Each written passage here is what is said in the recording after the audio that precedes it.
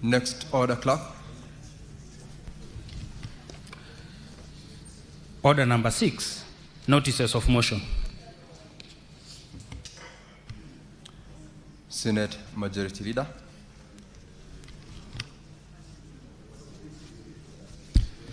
Mr. Speaker, sir, I beg to give notice of the following motion, that the Senate notes the County Fiscal Performance Measurement Index report laid on the table of the Senate on Thursday, 6th August 2026. Next order.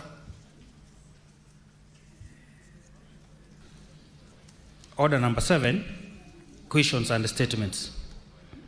Now, Honorable Senators, statements pursuant to Standing Order 52-1.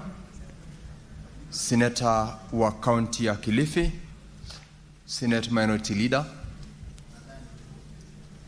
That statement is dropped in the absence of Senator Madzayo. Request for statements pursuant to Standing Order 53. Senator Edwin Sifuna. That statement is dropped. Senator Betty Montet.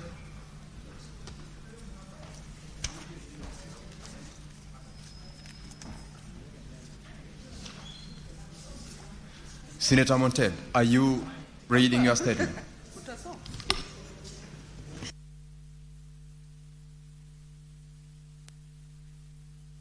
Order, Honorable Senators. Montet, you have got the floor. Proceed. Thank you.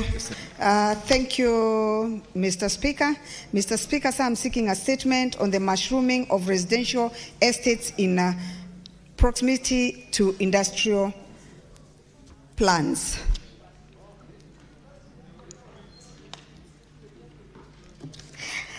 Sorry for that. Mr. Speaker, sir, I rise pursuant to Standing Order 53-1 to seek a statement from the Standing Committee on Land, Environment and Natural Resources on a matter of countrywide concern regarding the mushrooming of residential estates in proximity to industrial plants. Mr. Speaker, sir, the establishment and expansion of residential estates near industrial plants, including developments such as Lukenya County Villas, Manzoni area and Chumbi residential areas, continue to raise serious environmental, public health and safety concerns.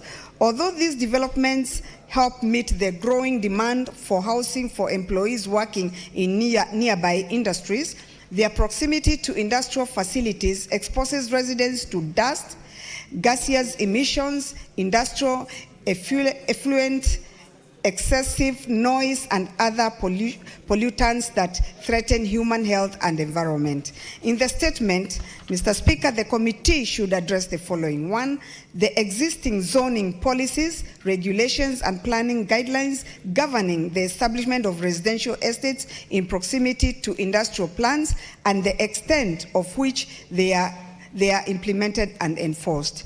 Number 2, the legal and policy frameworks governing the conversion of industrial land to residential use, including mixed or dual use developments involving industrial and residential activities. Number 3, the county spatial plans, integrated development plans, and relevant national urban development policies guiding orderly land use and preventing conflicts between industrial and residential developments. Number 4, whether EIA's strategic environmental assessments and other statutory environmental approvals were undertaken for such developments and the measures adopted to mitigate risks arising from emissions, chemical spills, noise pollution, and other environmental hazards. Number 5, the measures to ensure compliance with zoning, environmental, public health, and planning laws by estate developers, industries, and relevant regulatory agencies, including enforcement actions, penalties, and remedial measures where violations occur or resident safety is compromised. Senator Betty Montet, nominated senator. Thank you, Mr. Speaker, sir. Senator Madzayo, earlier on when I called out your statement, you were absent from the chamber, but of course by virtue of your office, I hereby reinstate and allow you to read the statement. I'm very grateful, Chair. Chair, with a little respect and humility, I do accept that I came a bit late, and I'm happy that you have decided to restore mine.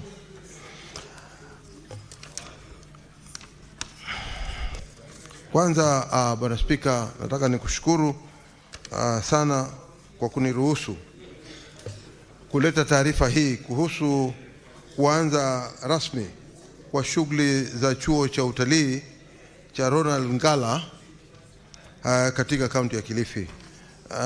Mstahiki Spika, nasimama kwa mujibu wa kanuni zetu za kudumu namba 52 kipengele cha kwanza ya kanuni za kudumu za bunge la Senate. Mstahiki Spika, swala hili la kwanza, Mstahiki Spika, ni kuanzishwa kwa chuo hichi. Kwa shughuli za chuo hichi ni hatua muhimu katika kuendeleza sekta ya utalii, ukarimu na uchumi samawati. Chuo hiki kipya kinatarajiwa kupanua fursa za elimu na mafunzo ya kifundi katika fani za utalii, ukarimu, upishi, masuala ya baharini na taaluma nyingine zinazohusikana. Aidha, kutokana na nafasi za ajira, kuwezesha vijana kupata ujuzi unaokadiri ama unaokabidhi mitihani ya somo la ajira na kuchochea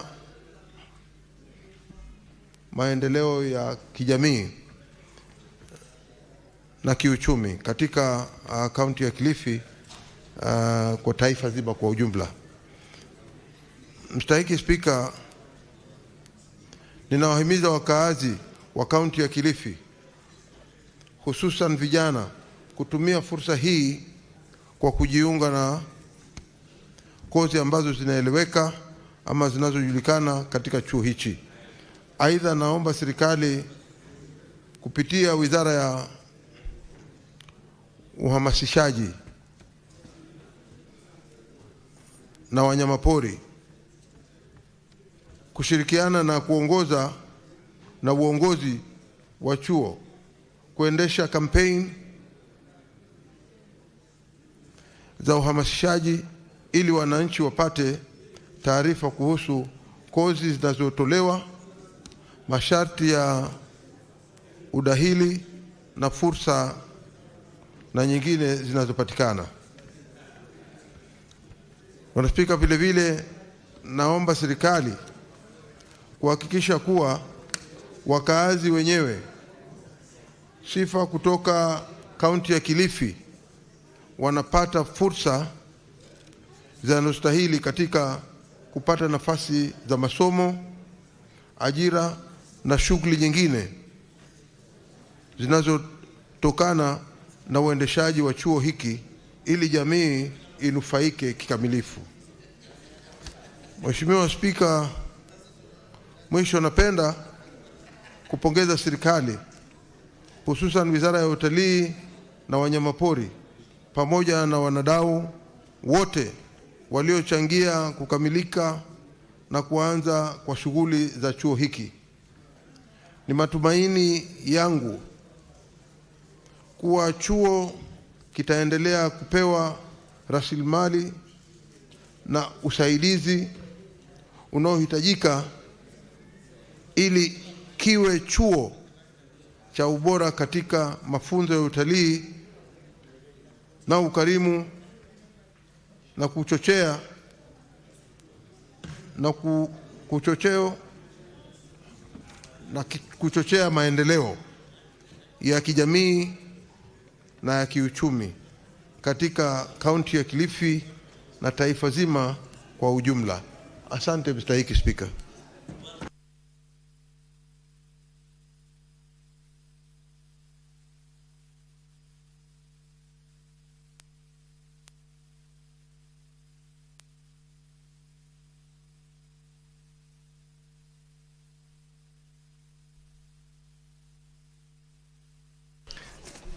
Honorable Senators, I have a message to read so that we proceed with the statements. Order, Senator Murgor. Message from the National Assembly, passage of the County Government Additional Allocations Bill, Senate Bills number 8 of 2026. Honorable Senators, I wish to report to the Senate that pursuant to Standing Order 46, 3 and 4, I have received the following message from the Speaker of the National Assembly regarding the passage by the National Assembly of the County Government's Additional Allocation Bill, Senate Bills number 8 of 2026. The message delivered dated Wednesday, 5th August 2026, was received in the office of the Clerk of the Senate today, Thursday, 6th of August 2026. Pursuant to Standing Order 46.4, I now report the message. Whereas the County Government's Additional Allocation Bill, Senate Bills number 8 of 2026, was passed by the Senate on Tuesday, 17th of June 2026, and thereafter referred to the National Assembly for consideration pursuant to the provisions of Article 110, Sub-Article 4 of the Constitution. And whereas on Tuesday, 4th of August 2026, the National Assembly considered and passed the said bill with amendments as contained in the schedule of amendments attached herewith. Now, therefore, in accordance with the provisions of Article 112, Sub-Article 1b of the Constitution and Standing Orders 41, 1 and 144 of the National Assembly Standing Orders, I hereby convey the said decision of the National Assembly to the Senate. Honorable Senators, Article 112, Sub-Article 1b of the Constitution provides that if one House passes an ordinary bill concerning counties and the second House passes the bill in an amended form, it shall be referred back to the originating House for reconsideration. Honorable Senators, in this regard, and pursuant to Standing Order 210-2, I grant the Standing Committee on Finance and Budget permission to retreat to consider the National Assembly amendments and table its report this afternoon for consideration by the Senate in the course of today's sitting. Further, I directed the clerk to prepare and circulate a supplementary order paper to enable the Senate to consider the National Assembly amendments. The House is accordingly guided, and I thank you. I have further communication to make regarding visiting delegation of teachers and students from Eldoret GK High School in Uasin Gishu County. Honorable Senators, I would like to acknowledge the presence of a visiting delegation of 9 teachers and 40 students from Eldoret GK High School in Uasin Gishu County who are seated in the public gallery. The delegation is visiting the Senate for an academic exposition. On behalf of the Senate and on my own behalf, I extend Senator Osotsi. On behalf of the Senate and on my own behalf, I extend a warm welcome to the delegation and wish them a fruitful visit. Further, there is a visiting delegation of teachers and students from St. Francisco Amani School, Nandi County. Honorable Senators, I would like to acknowledge the presence of a visiting delegation of 19 teachers and 56 students from St. Francisco Amani School in Nandi County who are seated in the public gallery. The delegation is visiting the Senate for an academic exposition. On behalf of the Senate and on my own behalf, I extend a warm welcome to the delegation and wish them a fruitful visit. I thank you. in the absence of Senator Mandago from Uasin Gishu, Senator Cherargei, you will, in under 1 minute, welcome the students from Uasin Gishu County and Nandi County, and thereafter read your statement pursuant to Standing Order 53. Thank you, Mr. Speaker, sir. I want to warmly extend a warm welcome to the visiting students from GK Prison in Uasin Gishu County, and also St. Francisco Amani School in Kapsabet Town. Mr. Speaker, for the benefit of members, like my leader of minority, Uasin Gishu and Nandi is almost one county because we are neighbors. I want to encourage them to be focused, to be disciplined. It is lucky that we are here to see one arm of government. You know, there are three arms of government: the executive, the judiciary, and now the parliament. So feel most welcome. Kapsabet Town is also my headquarters of Nandi County. When I will retreat to run the county affairs of Nandi, I'll be operating in Kapsabet Town, Mr. Speaker. And therefore feel most welcome. I think, Speaker, as per the tradition, I would like to see the lovely students and their teachers after, as the tradition of this house, Mr. Speaker. Mr. Speaker, with your indulgence, so that they can benefit also that their senator was working, let me read a statement, request for a statement on the industrial action by clinical officers in Nandi County and the state of healthcare service delivery. Mr. Speaker, sir, I rise pursuant to Standing Order 53.1 to seek a statement from the Standing Committee on Health of a county-wide concern regarding the ongoing industrial action or strike by clinical officers in Nandi County. Mr. Speaker, sir, the ongoing industrial action or strike in the county has disrupted healthcare service delivery, including the closure of Kapsabet County Referral Hospital, among others, raising concern about the realization of constitutional right to the highest attainable standard of health, the welfare of health workers, healthcare workers, and human resource management within the Nandi County health sector. In the statement, the committee should address the following: the status of the industrial action by clinical officers in Nandi County, the underlying causes of dispute, including the implementation status of 2024 Collective Bargaining Agreement, CBA, and timelines for resolving the dispute and restoring normal services in Nandi.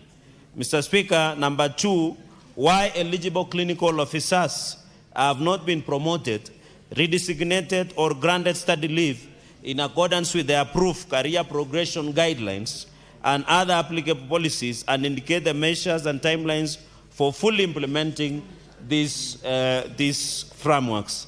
Mr. Speaker, number 3, whether the clinical officers are receiving salaries, allowances, medical insurance, and other employment benefits in accordance with Salaries and Remuneration Commission, SRC, advisories, or the Collective Bargaining Agreement, and other applicable laws. Mr. Speaker, number 4, the status of outstanding salary arrears and when they will be settled, including pending promotions and other benefits owed to clinical officers. Number 5, Mr. Speaker, sir, the current staffing levels in Nandi County and vacancies for clinical officers in the county, the measures being undertaken to recruit additional officers through transparent, competitive, and merit-based process. So, Speaker, number 6, the status of supply of essential medicine, laboratory reagents, medical equipment, and other supplies in public health facilities in Nandi, which is not there, Mr. Speaker. And finally, measures in place to ensure continued provision of healthcare services during the industrial action strike, and the mechanisms by the county government of Nandi and the Ministry of Health to ensure timely implementation of negotiated agreements, strengthen labor relations, and prevent future industrial disputes across the country. I thank you, Mr. Speaker, sir.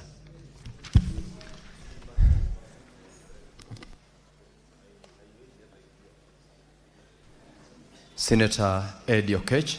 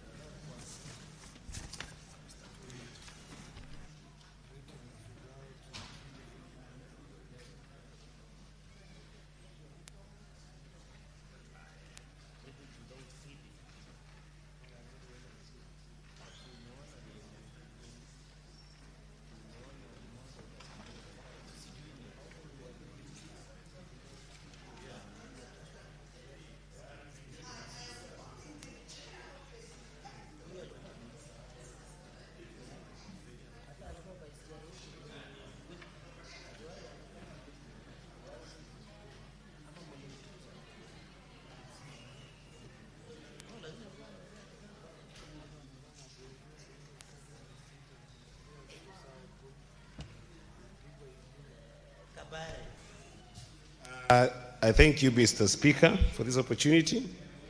These are requests for statement on the approval and implementation of the Migori County budget for financial year 2026-2027.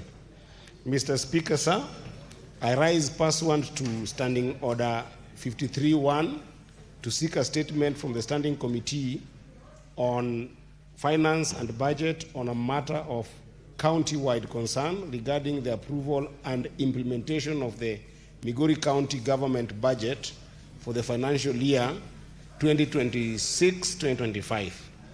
Mr. Speaker, sir, concerns have been raised over compliance with the provisions of Article 201 of the Constitution, the Public Finance Management Act 2012, the County Governments Act 2012, and other applicable laws governing public finance management, particularly in relation to budget approval, development expenditure thresholds, treatment of pending bills, and adherence to participatory planning frameworks. In the statement, therefore, Mr. Speaker, the committee should address the following: the approval of a budget exceeding estimates submitted by the county executive, including the source of additional funds, and whether due legal procedures and public participation were followed. Secondly, the committee should state whether the county met the statutory requirement of allocating at least 30% of its budget to development expenditure. Thirdly, the basis for the allocation of Kenya shillings 203 million for pending bills and whether it is supported by a verified schedule of beneficiaries and projects. Fourthly, whether allocations under the financing locally led climate action, commonly known as FLOCA program, complied with the required legal and participatory planning framework. Fifthly, Mr. Speaker, whether the enactment of the Migori County Appropriation Act for the financial year 2026-2027 complied with the Constitution and statutory requirements. And lastly, Mr. Speaker, the measurements by the Office of the Controller of Budget and other oversight institutions to ensure the county budget complies with the law. I thank you, Mr. Speaker. Senator Okongo Mogeni. Senator Mogeni, you heard statements. In his absence, again, that particular set of statements is dropped. Senator Hamida Kibwana. Senator Hamida Kibwana. Those statements are also dropped.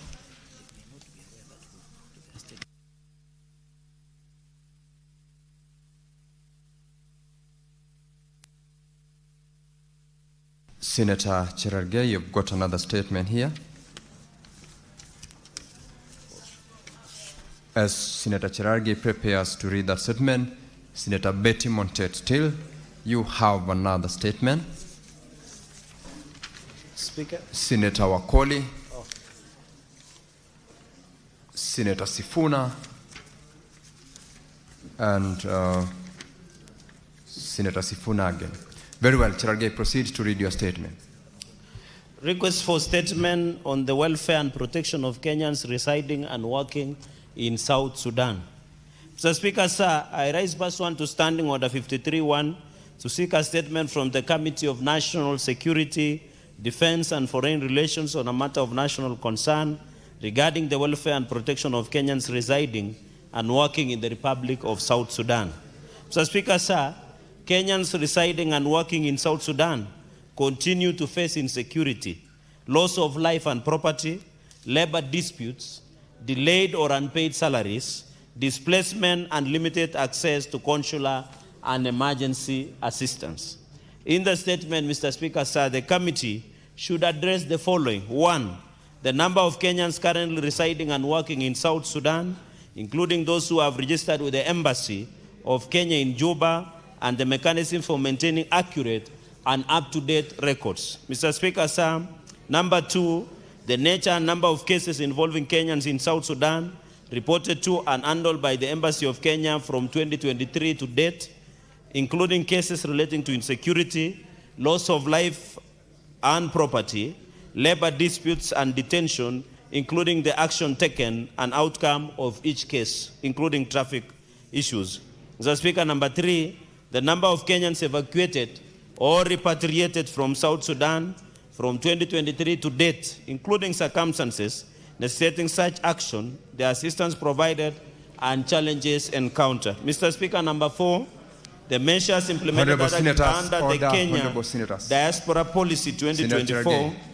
Hold. Senators, let us allow Senator Cherargei to be heard in silence. If you must consult, please do so in a manner that do not disrupt your colleague. Let me take that one again, Mr. Speaker, sir. And I've seen you, Senator. The measures, let me take number 4, the measures implemented under the Kenya Diaspora Policy 2024, the Comprehensive Kenya Diaspora Growth Strategy 2024-2027, and other relevant policies to protect Kenyans in South Sudan, the identified gaps and measures taken to address them. Mr. Speaker, finally, the bilateral agreements between Kenya and South Sudan for the protection of Kenya citizens, workers, businesses, and investment, the extent of their implementation, and measures taken to strengthen consular services and emergency response by the government of Kenya. I thank you, Mr. Speaker, sir. Senator Faki.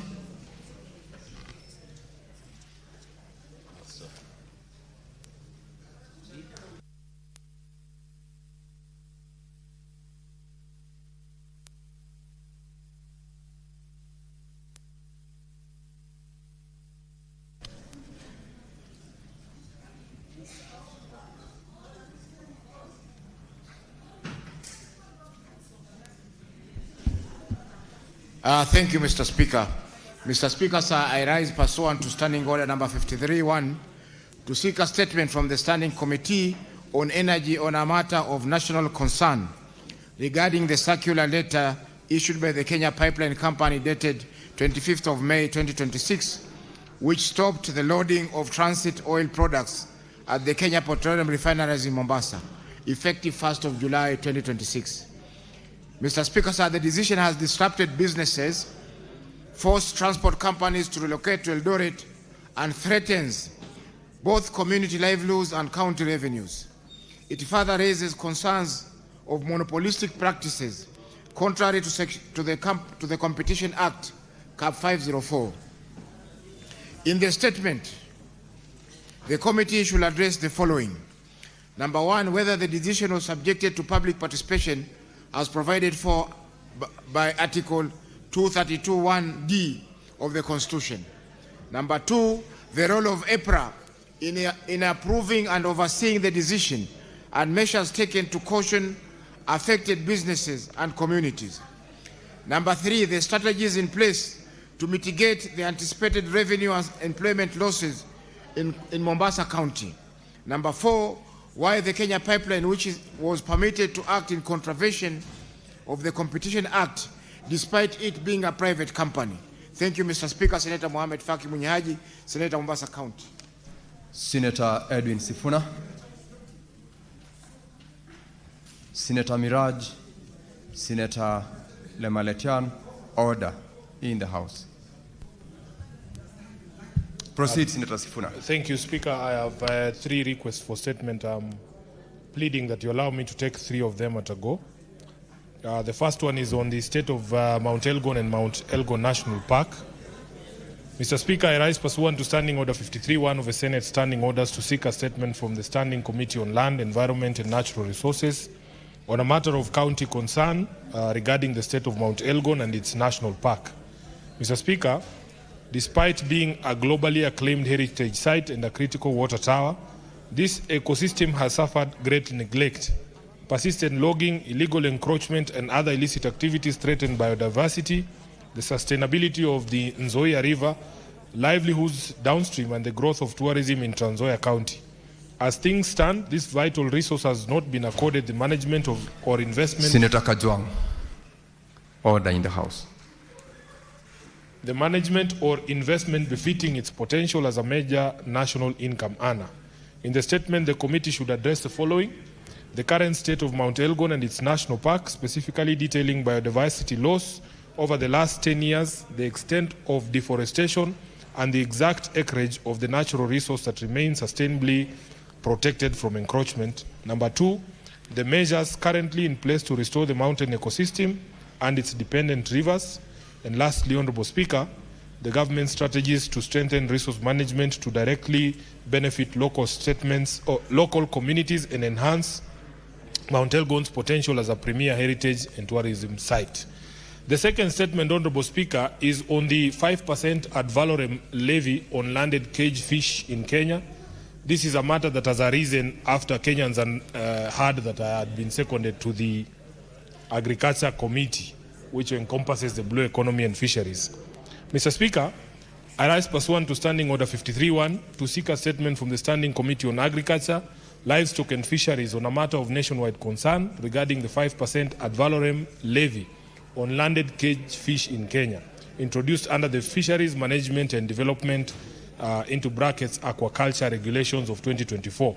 Mr. Speaker, the Fisheries Management and Development Aquaculture Regulations 2024 introduced a 5% ad valorem levy on the market value of fish harvested through cage aquaculture in Kenya's public waters, including Lake Victoria. Stakeholders contend that the levy disproportionately burdens cage fish farmers, particularly small and medium-scale producers, by increasing production costs, reducing profitability, and discouraging investment. They further argue that unlike other food production sectors, the levy applies exclusively to cage aquaculture in public waters, raising concerns about equity, competitiveness, and the sector's sustainability.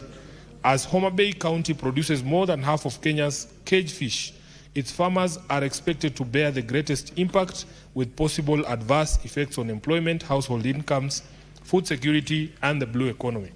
In the statement, the committee should address the following: the policy, legal, and economic justification for imposing a 5% ad valorem levy on landed cage fish under the Fisheries Management and Development Regulations of 2024, including the objectives of the levy and the basis for determining the 5% rate.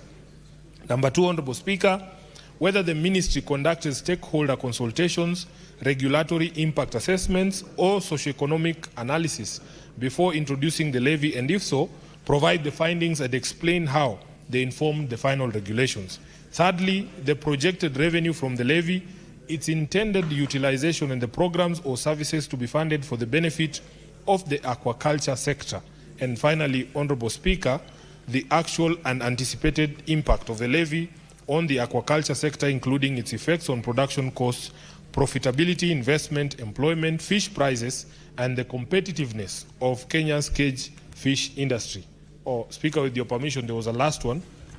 The fifth one was whether the government has considered reviewing, suspending, or repealing the levy, or adopting alternative financing mechanisms to support sustainable fisheries management without unduly burdening cage fish farmers, and if not, the reasons for retaining the levy.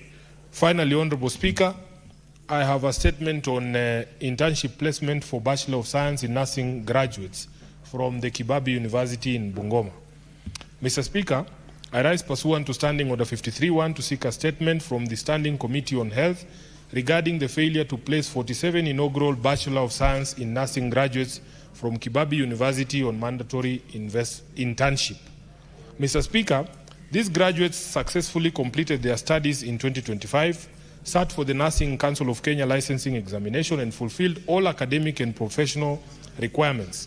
Despite meeting all these criteria, they were omitted from the recent internship postings, while other eligible graduates across the country were placed, and no explanation, Honorable Speaker, has been forthcoming from the relevant agencies, leaving them frustrated and without immediate recourse. In the statement, the committee should address the following. Number 1, whether the Bachelor of Science in Nursing degree course offered at Kibabi University is validly recognized and approved by the Commission for University Education. 2, the reasons why the 47 graduates from Kibabi University have not been placed on the mandatory internship program despite fulfilling all the requirements. And finally, Honorable Speaker, the timelines within which these graduates will be placed on internship to enable their full professional registration and future employment. Thank you, Honorable Speaker.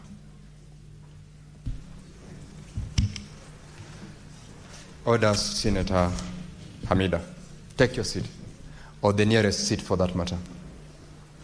Thank you. Honorable Senators, I have a communication to make from the Chair on a visiting delegation from the Parliament of Uganda. Honorable Senators, I would like to acknowledge the presence in the Speaker's galleries this afternoon a visiting delegation of members of Parliament and Secretariat from the Parliament of Uganda. The delegation is in the Senate on a courtesy call to the Senator for Nairobi City County, Senator Edwin Sifuna MP. I request each member of the delegation to stand when called out so that you may be acknowledged in the Senate tradition. Honorable Betty Namboze, Member of Parliament, Mukono Municipality. Honorable Ivan Yeyune, Member of Parliament, Nakasongola Constituency. Honorable Moses Musanje Lukanga, Member of Parliament, Njeru Municipality. Honorable Loluk Fidelis Logwe, Member of Parliament, Napore West County. Honorable Kansime Anna, Women Member of Parliament, Ruampara District. Honorable Ibrahim Aisu, Member of Parliament, Palisa County. Ms. Mutekanga Jacqueline, Clerk Committee on PSC and Local Government. Ms. Ampeire Ameria, Personal Assistant to Honorable Namboze. Honorable Senators, on behalf of the Senate and on my own behalf, I extend a warm welcome to you and wish you a fruitful visit in the Senate. I thank you. Senator Sifuna, would you like to say a word of welcome to the delegation in under 1 minute?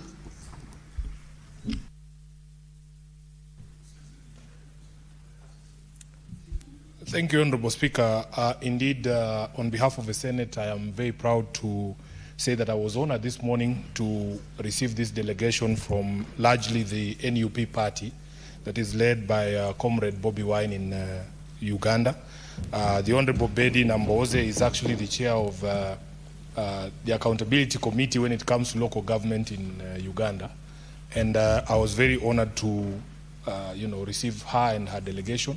We have shared quite a lot. As you know, Honorable Speaker, Uganda remains one of our largest export markets. I think the latest numbers we're seeing, we're doing upwards of $951 million per year in terms of the export from Kenya to Uganda. And of course, we have very close ties, Honorable Speaker. There are many communities along the Kenya-Uganda border that inhabit both Kenya and Uganda.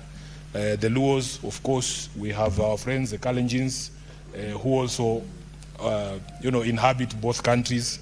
We have the Teso community as well, and many others. And we share a very close bond as residents of East Africa. I want to take this opportunity to welcome them not just to Nairobi and to Kenya. We have very difficult political circumstances in the region, Honorable Speaker. But our hope and our prayer is that we will continue to be brothers and sisters as Kenyans and Ugandans. Your problems are our problems, because if there is something that the COVID pandemic taught us, and even the threat right now to the whole globe of Ebola, is that we are all one family. And what happens in Uganda matters to us. What happens in Kenya matters to you. What happens in Dar es Salaam happens to matter to all of us. And I take this opportunity to wish you well, to send my greetings to my brother, Bobi Wine. I know he's in exile in the US. Tell him that he has friends. He has friends, although we might not be we might not be in a position to affect the affairs of your country. But there is a dawn that is coming, especially for those of us who believe in democracy, the rule of law, and the supremacy of our people. So I thank you, Honorable Speaker. I welcome them to savor all the nice things in Nairobi. Let them have a piece of nyama choma. I have had luombo in Kampala, although these days I'm not very welcome there. But we are hoping that our people will remain united and that we will offer hope and support to each other. And Senator Mazayo is also... Order Senator Mazayo and Senator Omogeni. Conclude, Senator Sifuna, in welcoming this strong team. Just gone off, Speaker, if I can have the mic back. There are members of this House who have a very strong feelings about Uganda, and especially about some of the close relations that we have with the people of Kampala and Uganda generally. So I'm hoping that Senator Mazayo will get opportunity to express what he is whispering to me himself, because I might get into a lot of trouble, Mr. Speaker, but I want to stop there. Thank you, Honorable Speaker. Thank you. Once again, the members of Parliament from Uganda, you are welcome to the Senate of the Republic of Kenya. Enjoy your stay here, and you can extend beyond the weekend. Senator Omogeni, Senior Counsel. Yes, thank you, Mr. Speaker. Mr. Speaker, before I read my statement, I'm happy to see my colleagues from the Parliament of Uganda. Last time we had a delegation here, Mr. Speaker. I had the privilege of hosting the delegation for dinner, I think accompanied by Senator Faki and Senator Mundigi in my house here in Nairobi. So this is a very good cooperation between our two countries. I'm happy that today it is my friend Senator Mazayo who is extending that courtesy, and that's how it should be. Mr. Speaker, sir, I rise pursuant to Standing Order 53-1 to seek a statement from the Standing Committee on Agriculture, the Livestock and Fisheries on a matter of national concern regarding moisture content deductions from being imposed on farmers by tea factories. Mr. Speaker, sir, moisture content deductions are reductions in the recorded weight or value of agricultural produce on the basis of alleged excess water content.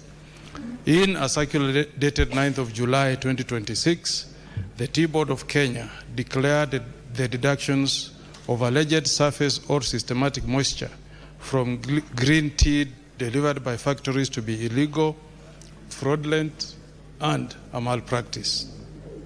Noting that Section 21 of the Green Leaf Quality Guidelines of 22nd January 2026 already provides for natural moisture variations through a green leaf to made tea conversion ratio of 20 to 24%, depending on prevailing weather conditions.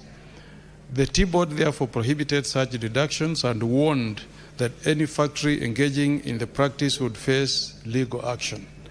Mr. Speaker, sir, despite this directive, some fraudulent tea factories, particularly in the counties of Nyamira and Kisii, continue to unlawfully deduct approximately 0.5 kilograms from every delivery of green leaf tea, unfairly reducing farmers' earnings and undermining confidence in the tea value chain.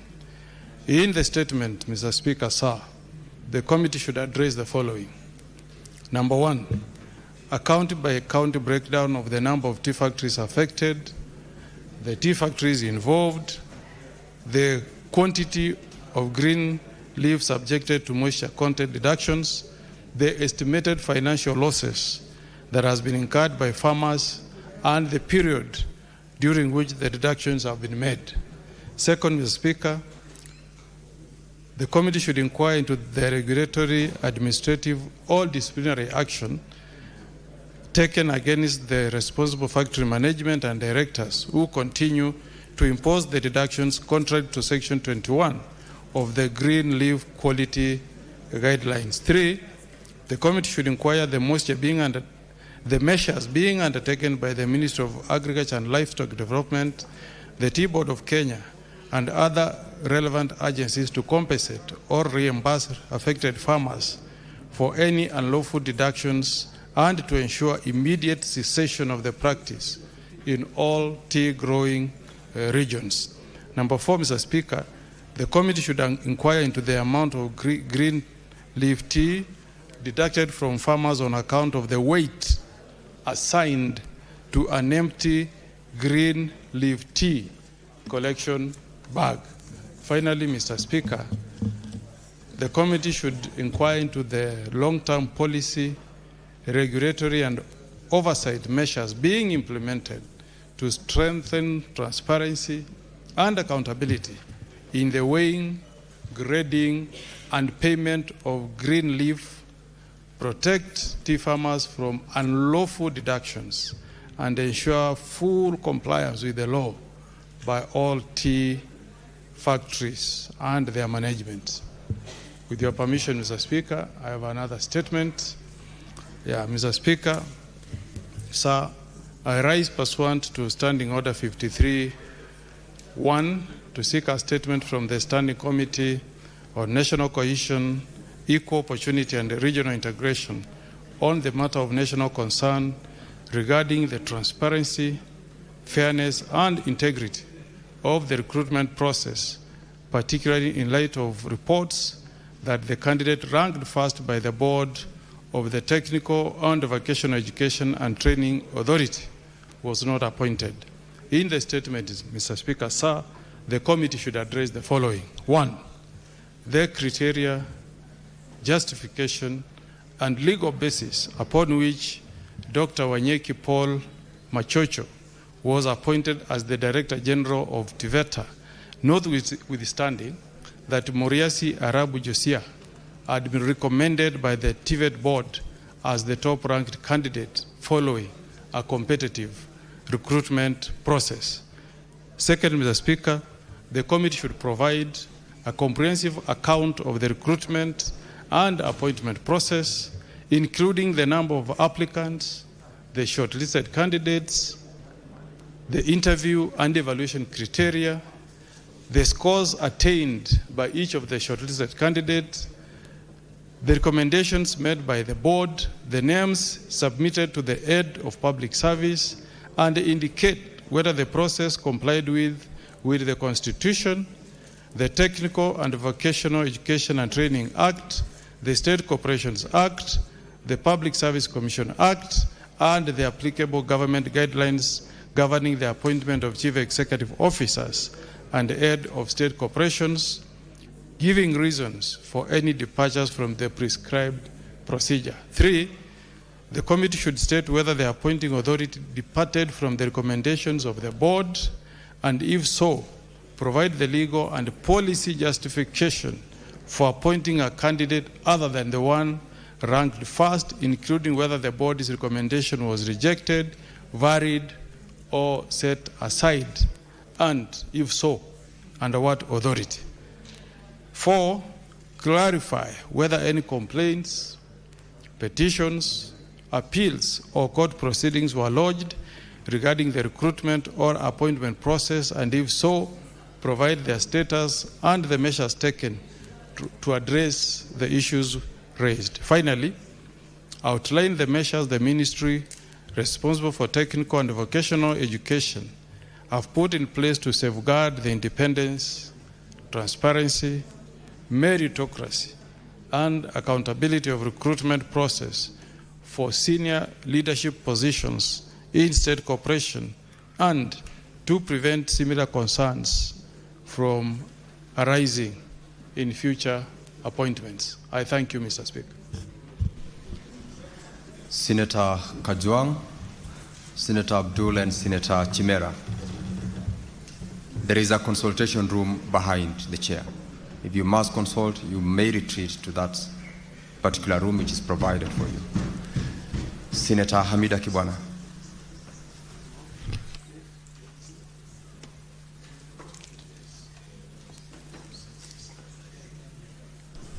Thank you, Mr. Speaker. My first statement is on preparedness to host the 2026 Women's African National Volleyball Championship. Mr. Speaker, sir, I rise pursuant to Standing Order 53-1 to seek a statement from the Standing Committee on Labor and Social Welfare on a matter of a nationwide concern regarding Kenya's preparedness to host the 2026 Women's African Nations Volleyball Championship, scheduled to take place in Nairobi from 23rd August to 5th September 2026 at the Kasarani Indoor Arena and Ulinzi Sports Complex. Mr. Speaker, sir, hosting this prestigious continental championship presents Kenya with a unique opportunity to showcase its sporting excellence strengthen sports, tourism, and reaffirm its position as a leading sporting nation in Africa. It is therefore important that in the country is adequately prepared to deliver a successful tournament. In the statement, the committee should address the following. 1, the state of preparedness of the Kasarani Indoor Arena and Ulinzi Sports Complex, including the status of renovation and upgrading works, compliance with international hosting standards, and confirmation of the readiness to host the championship. Number 2, the funding, technical and logistical support provided to the national women's volleyball team, the Malkia Strikers, including allocations for training camps, player welfare, coaching and technical staff, equipment, sports science and medical support, and any other preparedness undertaken to enhance the team's competitiveness. Number 3, the arrangements to facilitate the successful hosting of the championship, including accommodation, transport, security, medical and emergency services, immigration and accreditation processes, volunteer management, and other logical support to participating teams, officials, media personnel, and spectators. Number 4, the government's strategy to marketing, broadcasting, and promoting the championship, including partnership with media houses and sponsors, public awareness initiatives, fan engagement programs, and measures to maximize attendance, tourism, investment opportunities, and the overall economic impact of the event.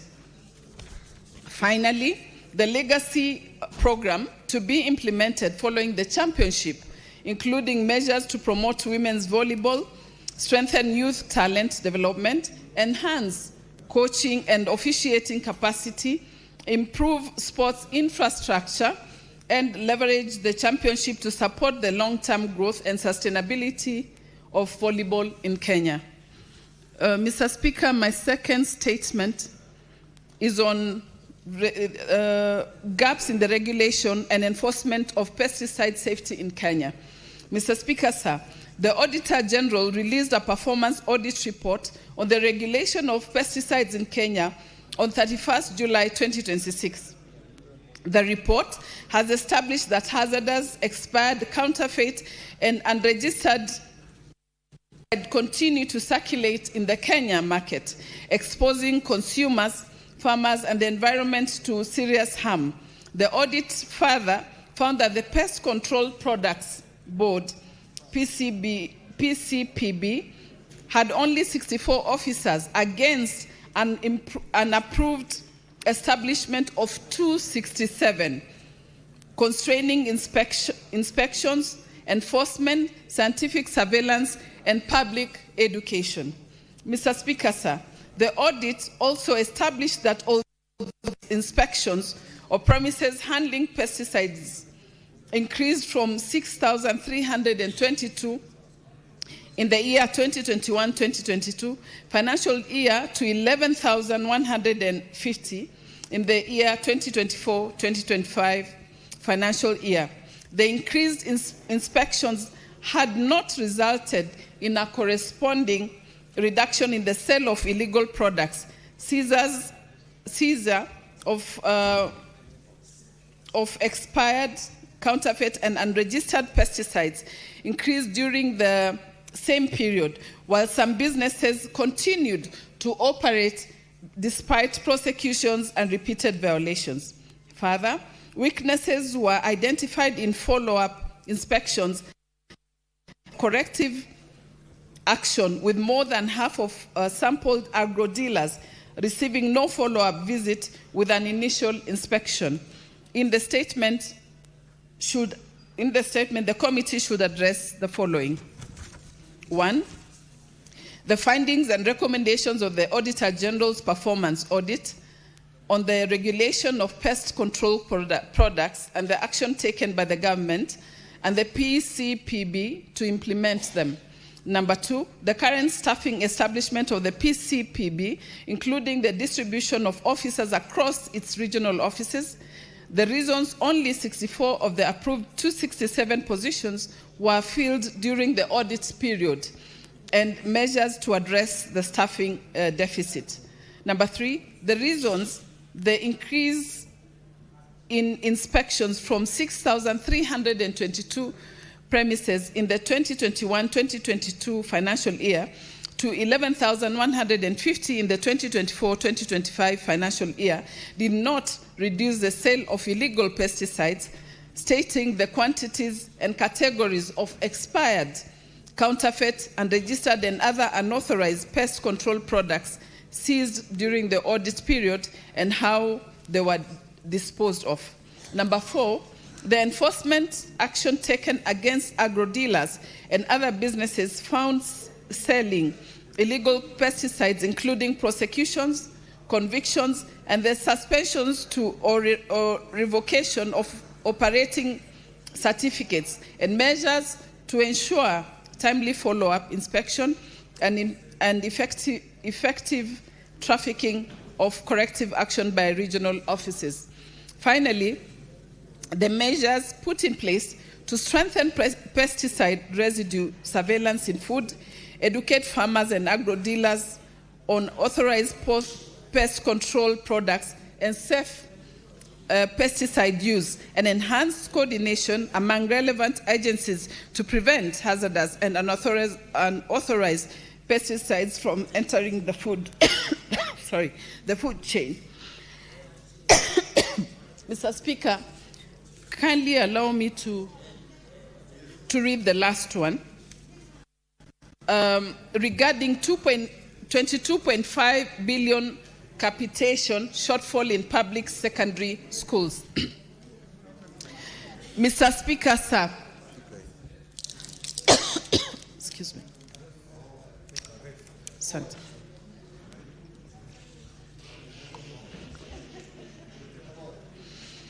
Mr. Speaker, sir. Thank you. Mr. Speaker, sir, I rise pursuant to Standing Order 53-1 to seek a statement from the Standing Committee on Education on a matter of a national importance concerning the reports the Kenya Secondary School Heads Association of Kenya shillings 22.5 billion capitation shortfall affecting public secondary schools across the country.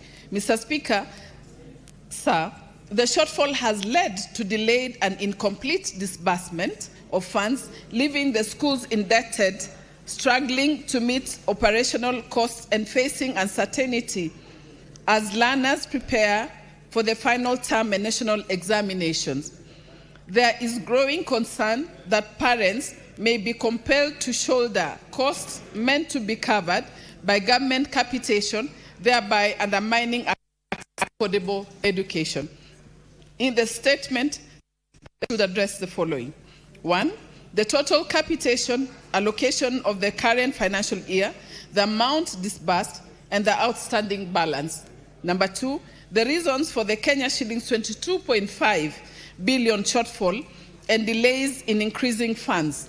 Number 3, the extent of debts incurred by schools due to the funding gap. Finally, the measures being taken by government to release outstanding funds promptly, preventing future delays and safeguard parents from increased fees or disruption of learning and administration of national examination. I thank you, Mr. Speaker. Thank you, Senator Hamida. Senator Mandago and your crew of Senator Kinyua and Senator Joyce, the restlessness you're exhibiting today is inviting the Speaker to call you to order. If you must consult, I have directed, consult in low tones, because the rest of the members would want to concentrate on what's going on in the chamber. So take note, Senator Kinyua. Statements pursuant to Standing Order 57-1, Senate Majority Leader.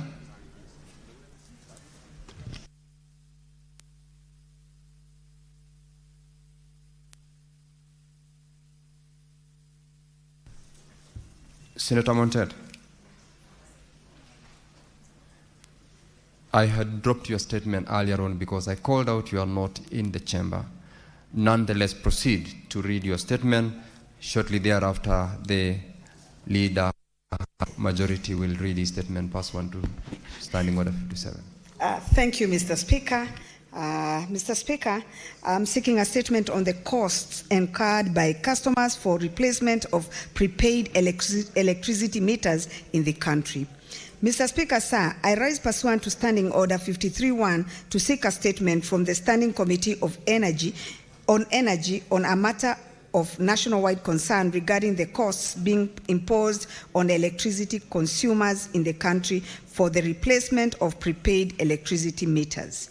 Mr. Speaker, according to the Kenya Power and Lighting Company, KPLC, Customer Service Center, faulty prepaid electricity meters should be replaced at a utility provider's cost, particularly where the fault arises from a normal wear or internal failure. However, KPLC is recovering the cost of replacing such meters, both faulty and periodically replaced ones, directly from the prepaid token purchases. These deductions are made without prior disclosure to customers, and the charges are not communicated at the time of replacement. In the statement, the committee should address the following. Number one, whether there exists a legal framework governing the replacement of prepaid electricity meters, including the protection of customers against undisclosed charges. Number two, methods employed by the Kenya Power and Lighting Company to recover costs associated with meter replacements, and whether these methods comply with the regulatory standards and customer rights. Number three, the justification provided by the KPLC for recovering such cost from prepaid token purchases, particularly in cases where the meter is faulty due to normal wear and tear or failure. The strategy, number four, the strategy used by KPLC to appraise customers about geographical coverage, replacement programs, and associated costs, including whether adequate notice and disclosure are provided. And lastly, the measures in place to ensure customer protection, transparency in billing, and timely resolution of complaints arising from hidden deductions during token purchases. Senator Betty Montet, nominated senator. Thank you, Mr. Speaker. Thank you. Now, Senate Majority Leader, Senator Lelengwe.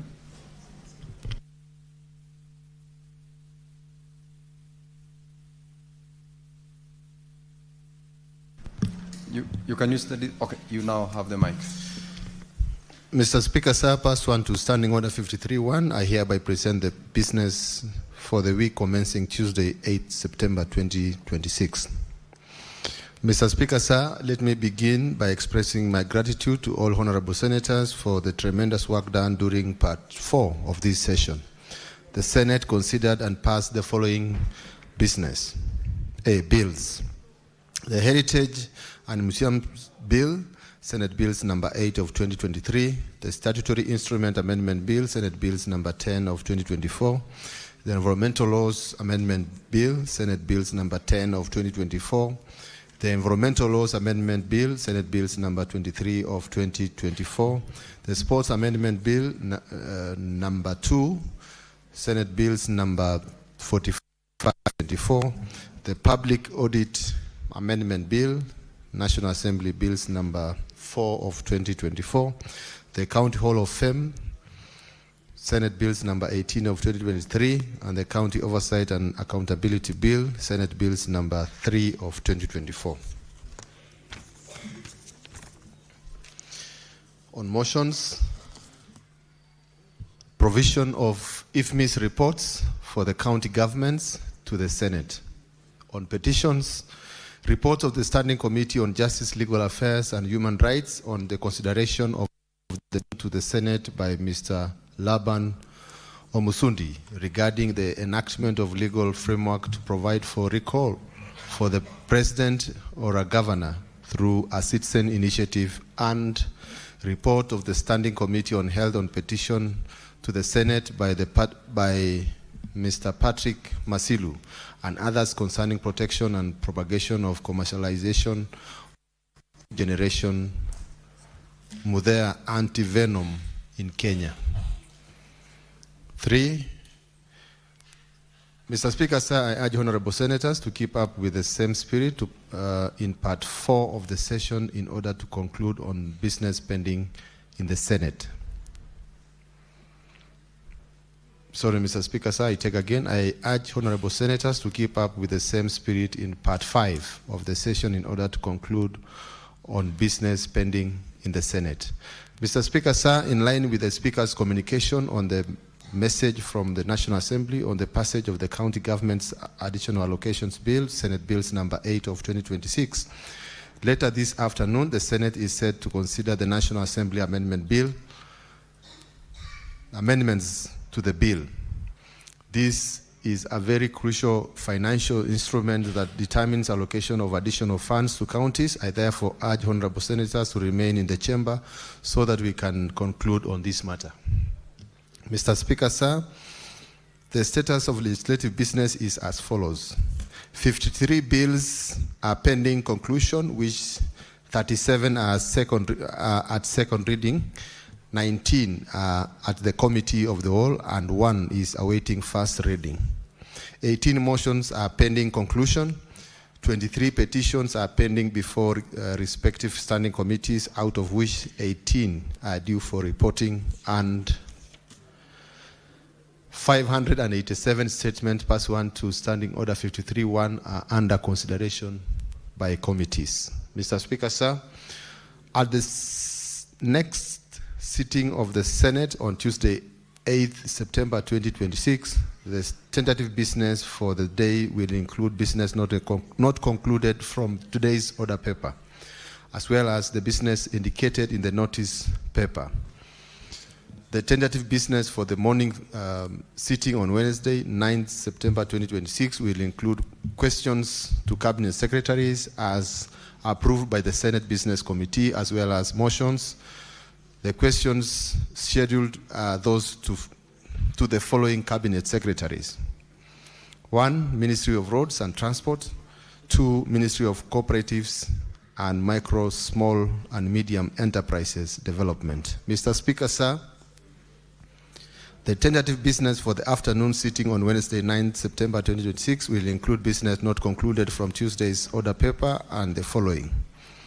Bills of the Committee of the Whole, the Health Amendment Bill, Senate Bills number 12 of 2025, Sports Amendment Bill, Senate Bills number 33 of 2024, the Agricultural Produce Minimum Guaranteed Returns, Senate Bills number 17 of 2025, the National Construction Authority Amendment Bill, Senate Bills number 15 of 2025, the Environmental Management and Coordination Amendment Bill, Senate National Assembly Bills number 66 of 2023, the OTSIM Management Bill, Senate Bills number 19 of 2025, the County Government Amendment Bill, Senate Bills number 14 of 2025, and the Community Health Promoters Bill, National Assembly Bill number 53 of 2022.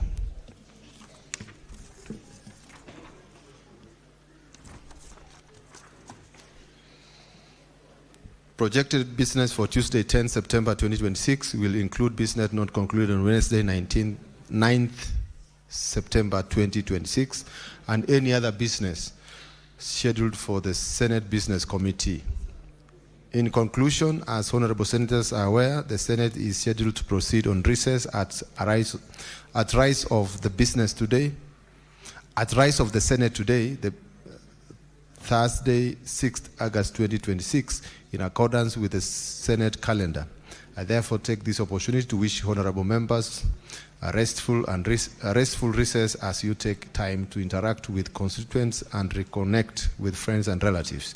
I look forward to seeing you in September with renewed energy for the task that remains ahead. I thank you, Honorable Speaker. I thank you, Honorable Speaker, and I hereby table on the table of the Senate this statement on behalf of Senator Aaron Cheriot, EGH MP, Senate Majority Leader. Thank you. Thank you, Senator Dr. Lengwe. Now, Honorable Senators, you recall that earlier on I made a communication from the National Assembly with certain directions, including directives to the Committee on Finance, and I will therefore reorganize the order paper so that we deal with other issues, including petition and papers, and there will be a supplementary order paper that will be circulated. You will equally have it in your gadgets for purposes of that communication from the National Assembly. And therefore, Clerk, I'll ask you call out order number 4. Order number 4, petitions. Senator Lelengwe.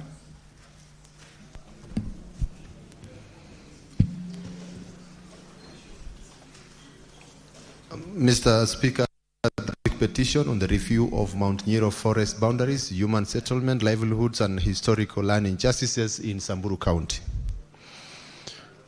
Mr. Speaker, sir, I read the petition. We, the undersigned residents and citizens of Kenya residing within Mount Nyiro area of Samburu County, through the Office of the Senator for Samburu County, Senator Lelego Tumbesi, I draw the attention of the Senate on the following.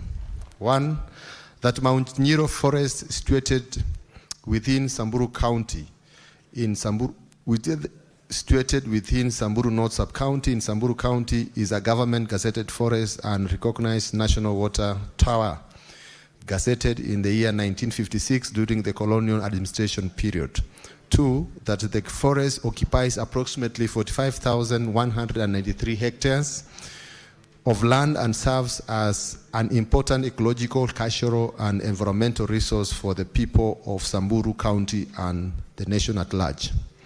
3, that the forests and the surrounding mountain areas hold deep cultural, spiritual, and traditional significance to the Samburu community, including sacred cultural sites such as Kosikosi Shrine, which forms part of the community's heritage and identity.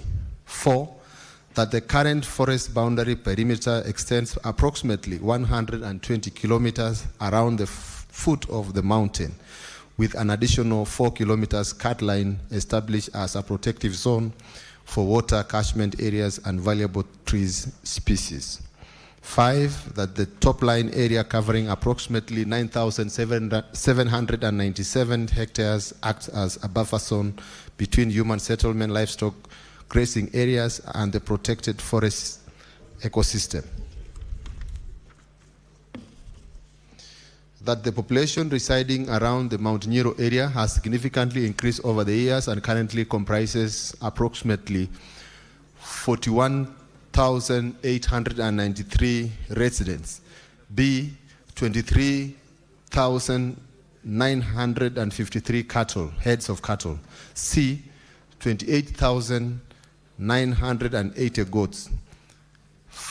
D, 4,654 camels. E, 3,225 donkeys. And F, an increasing wildlife population competing for the same ecological resources.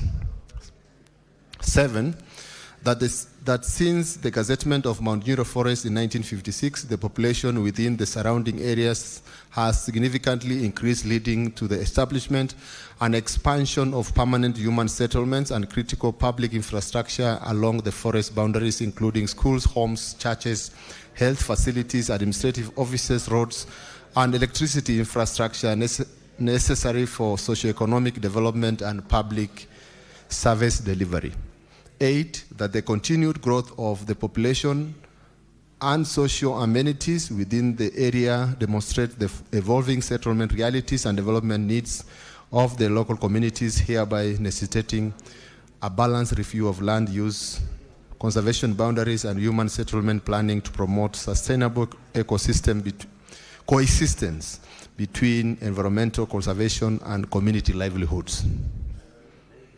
9, that the growing human population coupled with increased livestock numbers and changing settlement patterns has exerted immense pressure on available settlement land, grazing areas, water access, and social infrastructure within the region. 10, that the residents contend that the gazettement and establishment of Mount Nyiro forest boundaries in 1956 occurred during colonial administration, without adequate public participation, community consultation, or informed consent of the indigenous residents who historically occupied and utilized the land. 11, that the petitioners believe that the continued reliance on colonial-era administrative boundaries without periodic review has contributed to land pressure, settlement challenges, and recurring conflicts between conservation objectives and community livelihood needs.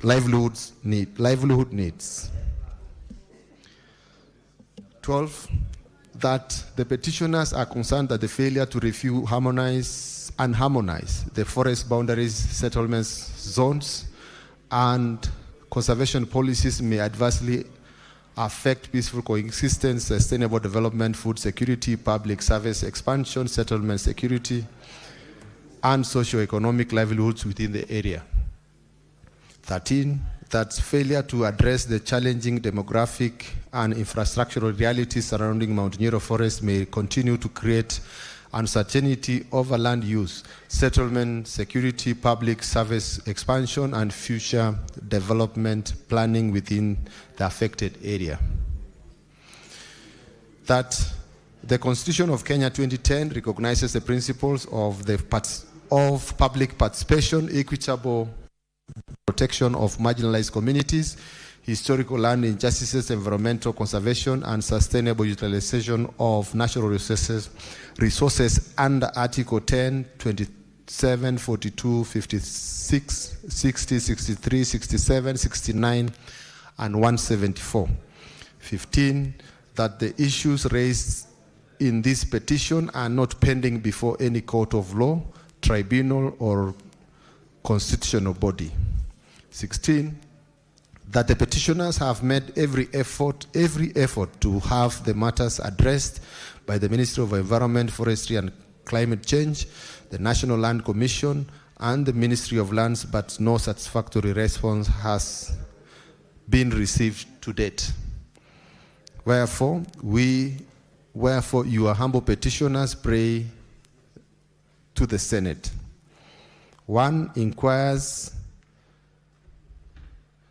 into the historical establishment, gazettement, and current status of the Mount Nyiro forest boundaries and buffer zones. 2, facilitate a comprehensive intergovernmental review of existing forest boundaries arrangements, settlement patterns, and land utilization within Mount Nyiro area. 3, recommends structural public participation involving residents, conservation, county government, cultural leaders, and national government regarding any proposed boundary review or settlement planning. 4, recommend an independent environmental and economic the effects of current phase on human settlement, grazing, water access, livelihoods, and public infrastructure. 5, recommends consideration of the 4-kilometer cut line area for harmonized community settlement and controlled land use planning while safeguarding critical water catchment and ecological zones. 6, recommends measures to address historical land injustices arising from colonial era forest gazettement processes that excluded indigenous community participation. 7, recommends development of sustainable coexistence of framework balancing environmental conservation, water tower protection, wildlife preservation, and infrastructural development and the socio-economic rights of local communities. 8, recommends establishment of clear policies for settlement planning, grazing management, infrastructure development, and environmental conservation within Mount Nyiro and surrounding areas, and make any other recommendation or take any action it deems fit in interest of the environmental sustainability, historical justice, peace, coexistence, infrastructural development, and livelihoods in Samburu County. I thank you, Honorable Speaker.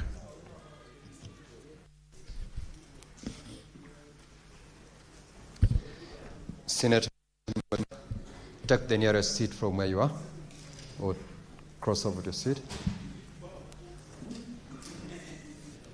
Now, Honorable Senators, pursuant to Standing Order 238-1, I commit the petition to the Standing Committee on Land, Environment and Natural Resources for consideration.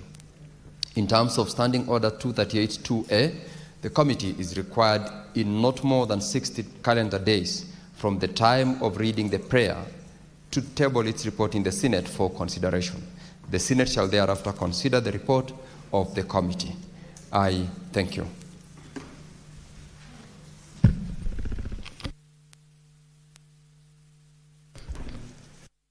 So, Clerk, you will order number 5 for purposes of Senator Faki to table the paper. Order number 5. Mr. Speaker, sir, I beg to table the report of the Standing Committee on Finance, Budget and Budget.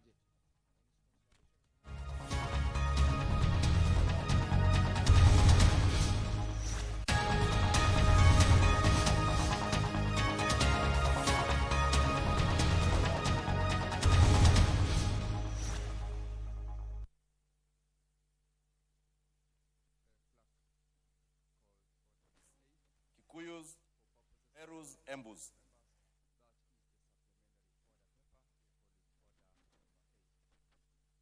With the social fabric of our nation. To poison the people on ethnic basis, Honorable Speaker, and I think the people of Kenya now know him better.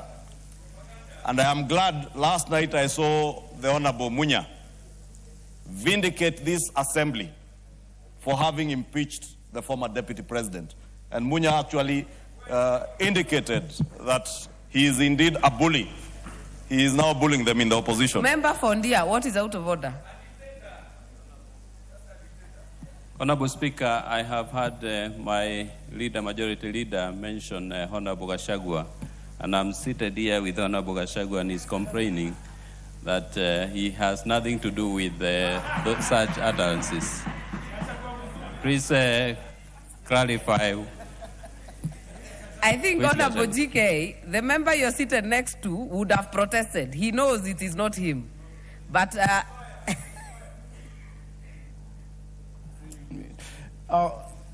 Honorable Speaker, it is good to note that that name now should not be used in this parliament as Honorable Gachagua. He is regarding not Gachagua, Honorable Gachagua. Thank you. Majority Leader. My apologies, Honorable Speaker. I in no way wanted to refer to the member for Daragwa. The good Honorable Gachagua. Gachagua the good one. I meant the former deputy president, the quarter-term deputy president, and one-term member of parliament for Madeira, Mr. Rigathi. And I was saying, Honorable Speaker, Mr. Rigathi purported that members of this house under Honorable Nelson Koech were demanding 3 billion shillings from the government of the UK to ratify this agreement. Allow me, Honorable Speaker, in a very profound manner, to thank our former Speaker, the immediate former Speaker, the Honorable J.B. Muturi. Because the Honorable J.B. Muturi, despite him being in the opposition, stood for the truth. And he stood out to set the record straight. And he spoke for the people of Mount Kenya and the people of Laikipia. And averred, just as the committee has illustrated today, that the committee and this House declined to approve the DCA as it were, without reservations, for very good reasons. And I would want Rigathi to tell the people of Laikipia whom he purports to speak for, as much as he speaks for nobody. How right is it that the family of the late Agnes Wanjiru continues to suffer and seek for justice, and they cannot find it, Honorable Speaker, because the UK government has refused to ratify the reservations that this House, under the able leadership of members of the Committee of Defense and Foreign Relations, put. And those reservations, Honorable Speaker, you know, because you're a member of that committee, together with our Deputy Minority Whip, you know they are well-deserved reservations. Murder was excluded. The committee brought in the offense of murder. Honorable Speaker, when this report, when the DCA came in 2021, September of 2021, Rigathi was serving his first term as Member of Parliament for Madeira. He was seated in this house. And he spoke in this house, Honorable Speaker, in one of the rare occasions he spoke. He said that the house must protect local communities. That is what the house did. We sought to protect local communities. Those members who come from Laikipia will tell you there are people who have been maimed by landmines left in the ground by these forces as they train in the jungles. And pastoralists, as they graze the animals, either the animals or individuals are blown away by landmines. Those are some of the issues that were raised. Honorable Speaker, I have had, not since I became leader of majority, I have had at least 2 engagements with the High Commissioner of the UK in my office here. And in no uncertain terms, I have told the High Commissioner the reservations that were raised by the House must be addressed by the UK government. And they must be addressed without exception. Agnes Wanjiru must get her right posthumously. The committee sought that if there are violations of human rights,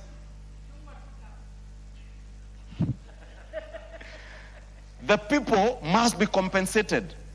The Kenya Human Rights Commission submitted before the committee that there are indeed grave human rights violations against the people of Laikipia and neighboring counties by the British forces. And they must be held to account. What problem does Rigathi have with the people of Mount Kenya being protected from our former colonial masters? We are no longer a slave of the UK kingdom. We are not. Kenya is not a colony. And the people of Laikipia, the people of Samburu, must not continue to live as if Kenya or the area they come from is part of the British protectorate, the former British protectorate. We are a sovereign nation and we are elected by members of the public to speak and represent them. And that is what the Committee of Defense and Foreign Relations has sought to do, and by extension this House, Honorable Speaker. Honorable Speaker, fast forward, last week, as the Chair has averred in his statement, the National Police Service has given us an update of the grave violations that have been committed against the people in Laikipia by these forces. And indeed, they are talking about a case now that they are now currently investigating, one case of defilement. I want Rigathi Gachagua to again look at the people of Laikipia and tell them that it is okay for our young children to be defiled by foreign soldiers. I want Rigathi Gachagua to tell those 20 people whose cases of rape are being investigated that it is okay for the women in Laikipia to be raped. The 37 cases of gang rape, grievous criminal acts.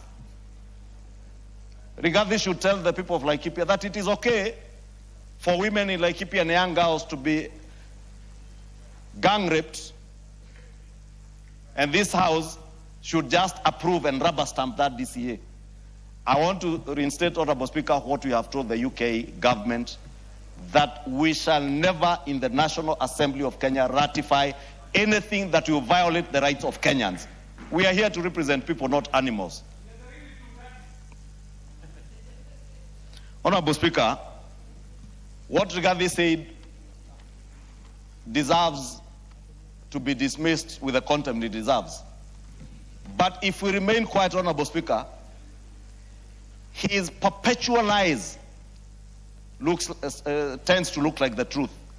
And that is why I must thank the chair of this committee for setting the record straight, and that is why even yesterday, when he sought to perpetuate other untruths, I requested the chair of the National Security Committee to also table a list, and I'm sure he's going to table it. He had shown me that list, to show that we have a dangerous person in this country who wants to destroy the social fabric of our nation, who wants to see bloodshed in our country, and who will say anything and everything that will destroy our nation. We have a duty despite our various political opinions, to protect life as leaders. And indeed, I want to take this opportunity, Honorable Speaker, to plead with all of us. In the run-up to the elections, whatever we say, let us say what unites, not what will pit one community against the other. I know Rigathi because I worked with him. And I have kept saying I have absolutely no regret to have voted to impeach Rigathi Gachagua because he remains an existential threat to this country, its unity, and the peace of our peace-loving citizens. Honorable Speaker, as leaders, let us be cautious of what we say. I was asking Honorable Speaker what the member for Mukurweini said in Kieni the other day. Just extrapolate that and move Honorable Kagushia from what he said and assume that had been said by Oscar Sudi in Kapsaret. What will we be saying today? We must be cautious of what we say as leaders. Because you tell people to go for others under their beds, and they will literally do it. Because they think what you are telling them is the right thing. And we must continue to condemn these utterances, even when they come from our colleagues. And I will say, even if a member of UDA or ODM in the broad-based government says what is unpalatable and what is bound to lead to bloodshed, I will condemn it. I will condemn it.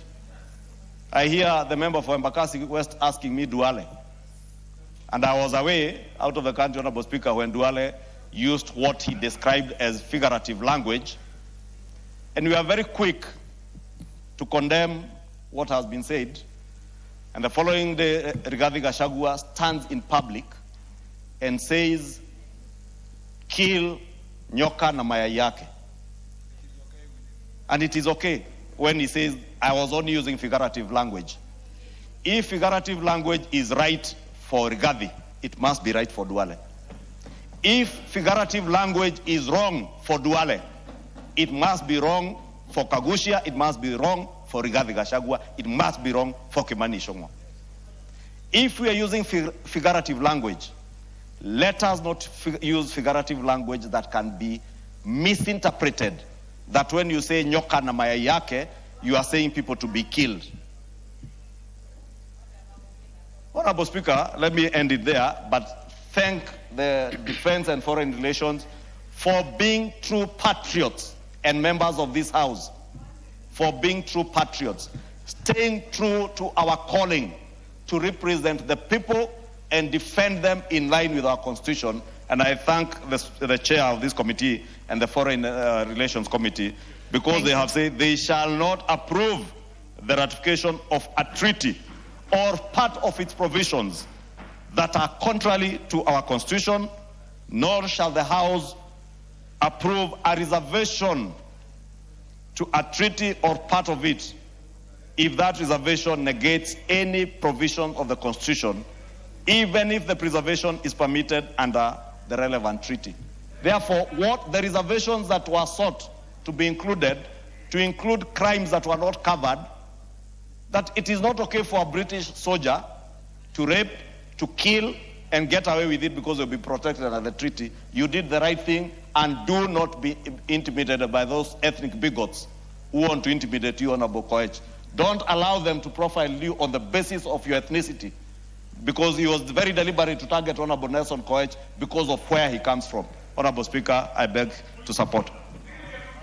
Honorable members, there cannot be a point of order at this point. Honorable members, I know this is an emotive issue. I have given Majority Leader quite some time, but honorable members note that we are still on statements at 4 p.m., so we will limit our time as we move ahead. And I say that because I've been a part of this process with the chairperson and the Defense Intelligence Committee. The report that we submitted is public. It is in this House. So is this statement that has very well enumerated the issues that were in that report and given the background of how far and why we took the decision that we took, and it is for a good cause. Honorable members, before I give the next speaker, allow me to recognize in the speakers gallery learners and teachers from Bambino Academy, Kilifi South, Kilifi County. They are seated up there. Then in the public gallery, we have ACK Emmanuel School from Bere North, Embu County. They are welcome to observe the proceedings of the House. I will now give the member for Laikipia, Honorable Jane Kagiri, because I know the committee visited that area. The leaders came out and gave their views. The public came. Human rights, we have spoken to almost every stakeholder. So I will give you as a local leader to give your input, and I'll give you 3 minutes. Kindly keep it short. Thank you, Honorable Speaker, for giving me an opportunity to contribute to this discussion. Honorable Speaker, I'll start by thanking the Defense and Foreign Relations Committee for a job that was well done. Honorable Speaker, I've always heard that this house is a house of records, but I want to appreciate that when you came to Laikipia County, you listened to the people, took down their complaints, and when it came to presenting the report, you did it very well in this house. Honorable Speaker, that said, it actually makes me very concerned and very worried when I hear a past leader in this country speak of people having asked for bribes for them to renew the contract and the agreement, whereas, Honorable Speaker, we are speaking about a life of Agnes Wanjiru, a life that Laikipians keep demanding that the guilty must be convicted and charged, yet 14 years later, the killer still walks free in the streets of UK, untouched and undone nothing. Honorable Speaker, when I was sworn in this house, I was sworn in to protect and represent the people of Laikipia County. Laikipia County is not a county of a lesser god. When it comes to discussing death in this country, the death in Laikipia County becomes it's not a case that is to be discussed. In fact, it is trivialized to an issue of bribes and money that should be collected or not collected. Honorable Speaker, I'll give an example. In the year 2025 in May, there is a judge by the name Justice Lucy Mugambe, who was convicted in the UK because she had been exploiting a lady as a slave in her house. Honorable Speaker, she was charged and convicted and imprisoned for 6 years. Honorable Speaker, we can't say one way Africans are treated differently and another way when it comes to the white people, we treat them differently. Honorable Speaker, my statement here is we stand and we stop at anybody who commits a crime in Kenya must be convicted in Kenya, tried in Kenya, and justice must be delivered in this country. Honorable Speaker, this conversation leads me to asking myself, for very many years, Laikipians have been killed by cattle rustlers, they've been attacked, and nobody spoke about it. Today, Honorable Speaker, when I hear people speak of how much they love the people of Laikipia County, I am forced to wonder, is it the love that they've discovered Laikipians are there today? Were they not there when Agnes Wanjiru was murdered to know that they should have spoken about her death? Honorable Speaker, it is Laikipia's time to be respected, treated equally, and treated as a part of this country. Thank you, Honorable Speaker. Very well. Member for Tetu. Thank you, Madam Speaker. Madam Speaker, I have listened to the chair, and I indeed support the report on its merit, that as a country we have to do everything that it takes to safeguard our territorial integrity, the rights of our people. But, Mr. Speaker, Madam Speaker, this motion is taking a sad turn, or a very unnecessary and irrelevant turn. And Honorable Speaker, whether one agrees with Honorable Gachagua or not, for me is completely irrelevant to the question before the House. The issue that the chair is raising is whether the agreement adequately safeguards Kenya's sovereignty, whether it ensures justice for victims, whether it protects the interests of communities, and whether it protects the livelihoods of those people in Laikipia, who, by the way, a lot of them have lost jobs and contracts, and everything has to be weighed. Madam Speaker, in this House, I wish to raise a concern. The Honorable Gachagua is becoming almost like a motion, because even if we are debating water, the person debating issues to do with water somehow goes around everything. And instead of dealing with the issues affecting water in this country, starts blaming Honorable Gachagua maybe for water shortage somewhere in Eldoret. When there's a power outage, the person, instead of addressing power outage issues and how we can improve efficiency of power, goes around a debate and finds Honorable Gachagua in this. Now, what I would like to tell this House, and you are doing a good job, because me, I'm a follower of Honorable Gachagua. We are just amplifying him and improving his national importance. Let us debate issues. Honorable Gachagua is on record being a truthful man. And you know, in the past, Madam Speaker, if you can add me half a second, you know, they say if Honorable Gachagua, they say if Honorable Gachagua tells you, there is a point of order. Honorable GK. Honorable Speaker, my good friend Tetu MP keeps reminding us that he's a follower of Honorable Gachagua, the former Deputy President. But we also hear many of us followers of Dr. William Ruto, and you keep mentioning him in your meetings and your rallies. Is it proper to state that it's unfair to keep mentioning your leader, and it's unfair to us when you keep mentioning our leader? So we please be balanced, and if you are uncomfortable with us mentioning your leader, you have made your point, also, Honorable GK. Balance out. You've made your point. Your time is almost up, Member for Tetu. Speaker, I think what GK is raising is very important. GK is saying the right thing. If you can protect me just a bit, I finish. Hold on. Honorable Speaker, you know the Honorable Member for Tetu, Honorable Andeto, who is a member of my church, is misleading the nation. That we are here discussing Rigathi Gachagua. We have no time to discuss Rigathi Gachagua. What we are doing as a House is setting the record straight on the untruths and the lies perpetuated by the Honorable Rigathi Gachagua. And the fact that is being mentioned because he's the one who averred out there that the Honorable Nelson Koech was demanding 3 billion shillings from a foreign government to ratify this year agreement that's not even ratified by the Honorable Nelson Koech. It is this House. And it is okay, Honorable Tetu, Member for Tetu, to follow that man. But I would advise you, please follow the people of Tetu by working for them. Don't work for one person. Stop hiding behind people and parties to seek re-election. Deliver to the people of Tetu. Rigathi Gachagua will not get you re-elected if you don't work for the people of Tetu. Work for the people of Tetu. You've made your point. Member for Tetu, you have 30 seconds. Madam Speaker, let me finish. And I was agreeing with GK that actually it is completely unnecessary for us to drag any of the leaders into this, because this House is a house of debate. Now, mentioning whichever leader, that is something we do in political areas. And it is very and is correct. So all I was saying is that here, let us focus on the substantive issues. We are losing focus as a House. Regarding Gachagua, we are amplifying him here every day. Instead of us focusing on how we move, then... Very well. Member for Lamu East, I see you high on this. Are you not on this? Very well. Honorable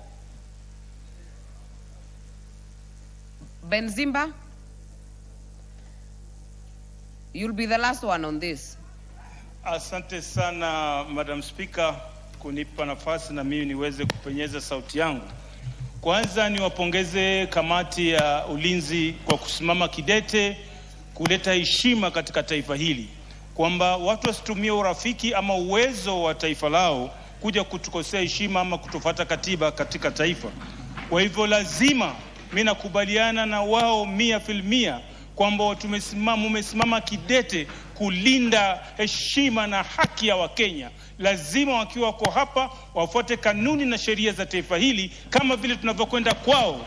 Tukienda kwao, ukikosea kidogo hawasemi kwamba wewe ni Mkenya ukashtakiwe Kenya, wala ufuatiliziwe kule, wanakushtakia pale pale. Kwa hivyo mimi nawakubalia na nawaheshimu sana, na sote tuko pamoja katika hiyo maamuzi ambayo mmefanya. Kuhusu watu wanaotoa uvumi kwenye mikutano ama mitandao, mimi nawaambia kitu kimoja. Tunaweza kuwa tofauti ya kisiasa, tunaweza tofautiana kisiasa, lakini taifa ni moja, hakuna Kenya ingine. Sisi wazee wetu wametuachia Kenya hali ilivyo sasa ya utulivu na amani, mpaka sasa tumekaa hapa. Na sisi pia tuna jukumu la kuhakikisha kwamba tunaleta amani. Wale watoto wetu na wajukuu zetu tuachie taifa ambalo liko na usalama na amani. Kwa hivyo mimi nakemea wote wanaotumia lugha mbaya chafu ambayo inaweza kuchochea machafuko ya taifa hili. Hatuna mahali pa kwenda. Majirani zetu Somalia hatuwezi kwenda, kuna matatizo. Hapa juu ukienda Ethiopia kuna shida. Ukienda hapa Southern Sudan balaa. Ukienda Tanzania hawezi kuturuhusu kuingia kwa sababu juzi tuliwatukana. Hawatakubali wa Kenya wende huko. Sasa tutaenda wapi? Isipokuwa taifa letu ni moja, tushikane kama wa Kenya licha ya kuwa tuna tofauti ya kitaifa ya kisiasa. Asante sana Madam Speaker. Asante sana. Tutalifungia hilo hapo. Hapana, Honorable Rueda, nilikupa nafasi ukasema sio hilo. Just allow me, honorable members, like I directed, that we close that at that point and we go to the responses because there is still a lot of business ahead of us. Before the responses, we do the usual majority leader response. Usual statement. It's usual statement. On behalf of the House Business Committee, pursuant to Standing Order 44-2A, Honorable Speaker, I rise to give the following statement. That with regard to business scheduled for next week, the House is expected to consider the following bills at various stages, some of which are listed in today's order paper, should they not be concluded today. A is the second reading of the following bills: the County Library Services Bill, Senate Bill number 40 of 2024, and 2, the County Assembly Services Amendment Bill, Senate Bill number 34 of 2023. B is Committee of the Whole House on the Public Participation Bill of 2025, 2, the Plant Protection Bill of 2025, and the Business Laws Amendment Bill, Senate Bill number 51 of 2024. Additionally, Honorable Speaker, debate will be undertaken on the following motions, should they not also be concluded in the course of business today. 1, report on the audited financial statements of selected state corporations in the energy sector. 2, the third report on the status of reports on petitions and resolutions. 3, the 7th report on the audited financial statements for various funds. 4 is the 9th report on the audited financial statements for various state corporations. 5 is the 5th report on the status of reports on petitions and resolutions. 6 is consideration of sessional paper number 5 of 2026 on the national petroleum policy. And, sorry, Honorable Speaker, I'll take that again. Is consideration of sessional paper number 5 of 2026 on the national energy policy. 7 is consideration of sessional paper number 4 of 2026 on the national petroleum policy. And 8, interim report on the inquiry into the importation of raw sugar by Mombasa Sugar Refinery Limited. Honorable Speaker, in conclusion, the House Business Committee shall reconvene again on Tuesday, 11th August 2026, to schedule business for the remainder of that week. I now wish to lay this statement on the table of the House. Thank you, Honorable Speaker. Honorable members, before the next statement, as we had said earlier, there are very many learners visiting Parliament. Allow me to recognize Eldoret GK High School from Moiben, Uasin Gishu in the Speaker's Gallery. And in the public gallery, we have Kapkolei School from Nandi South, Nandi County. And we have Mulukusi School, Bere South, Embu County.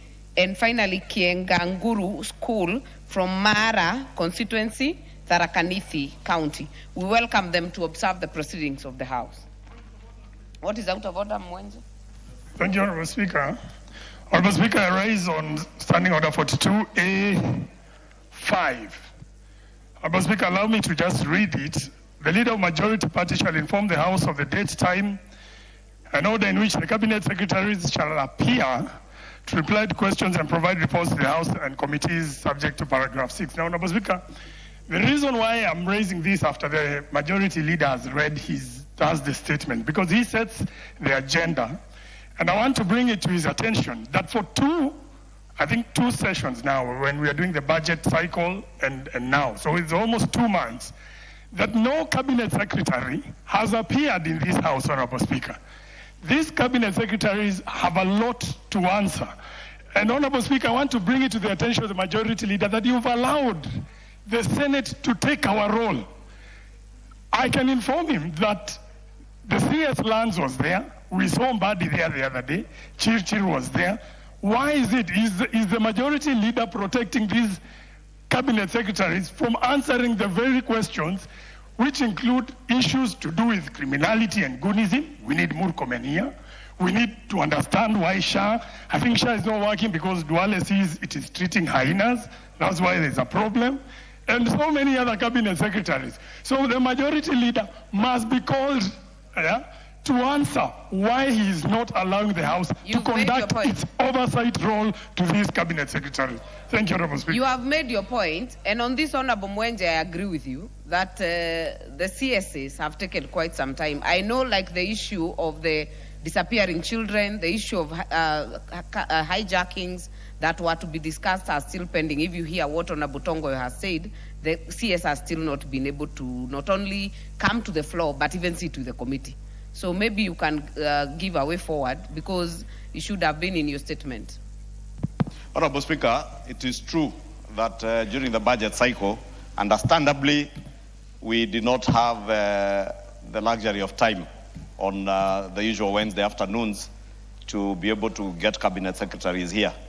But also, Honorable Speaker, the cabinet secretary was scheduled to appear before the House, because again, Honorable Mwenje knows it is not the majority leader who asks the cabinet secretaries to appear. It is members who ask questions. And I do not remember the Honorable Mwenje requesting for any question that requires any cabinet secretary. I was actually very keenly listening to him to hear if maybe when I was away, he may have requested for a question that needed to be answered by any particular cabinet secretary. He has not tabled any question. So I cannot just wake up one day and ask the Honorable Duale, or the Honorable Murkomen, or the Honorable CS for Lands, Alice Wahome, to appear before the House and answer what, if you have not asked the question. But for the members who have filed their questions, the week after next week, we have scheduled that there will be cabinet secretaries at least who will be coming to answer the questions that are already filed. So I want to advise you, Honorable Mwenje, if you have any question, please file with the table office, and we will cause any cabinet secretary, including the prime cabinet secretary, to appear before the House. The last one who sent an apology was the prime cabinet secretary, because he was out of the country. Senate is just, they don't have a lot of work like us. That is also true, Majority Leader, in terms of the filed questions. But if I remember last week, it was also raised at some point of pending questions. So I think maybe it's good to go through it so that we cause, yes, the ones that are filed, definitely. Not on the newspapers and not in the rally. They have to be in this House. KJ? Madam Speaker, I want to agree with the Honorable Mark Mwenje and also take into cognizance what the Leader of Majority is saying. However, Madam Speaker, we are the people who are in control of this House, up to and including our standing orders. So, Madam Speaker, the suggestion I would have is that as we are proposing standing orders for the next Parliament, we'll have to make it so clear what manner of invites have to be made to Parliament, and especially about the roles, because we are finding instances where Senate is inviting members of the executive for roles that are not Senate roles. They are not devolved. They have nothing to do with devolved governments, so that we also retain the time for our ministers and our officials in government to be able to be in office to serve the country and deliver on their mandate, not to have them in the corridors of Parliament for entire weeks, jumping from one committee to another, so that then the roles of Senate will be clearly defined and their engagements with the executive will be clearly defined, and we shall also define what we need to do in Parliament for the people that ask questions to the executive. Madam Speaker, I think there's a role for us, even as we're reviewing our standing orders for the next Parliament, to get this right, because even the appearance of ministers has been a trial. We all know that this was not happening. This is the first House to attempt it. We have gotten our lessons. Let us put them now in law in our standing orders. You have made your point, Honorable KJ, and just to inform the House, the amendments and proposal to amend the standing orders to serve 14th Parliament is already underway.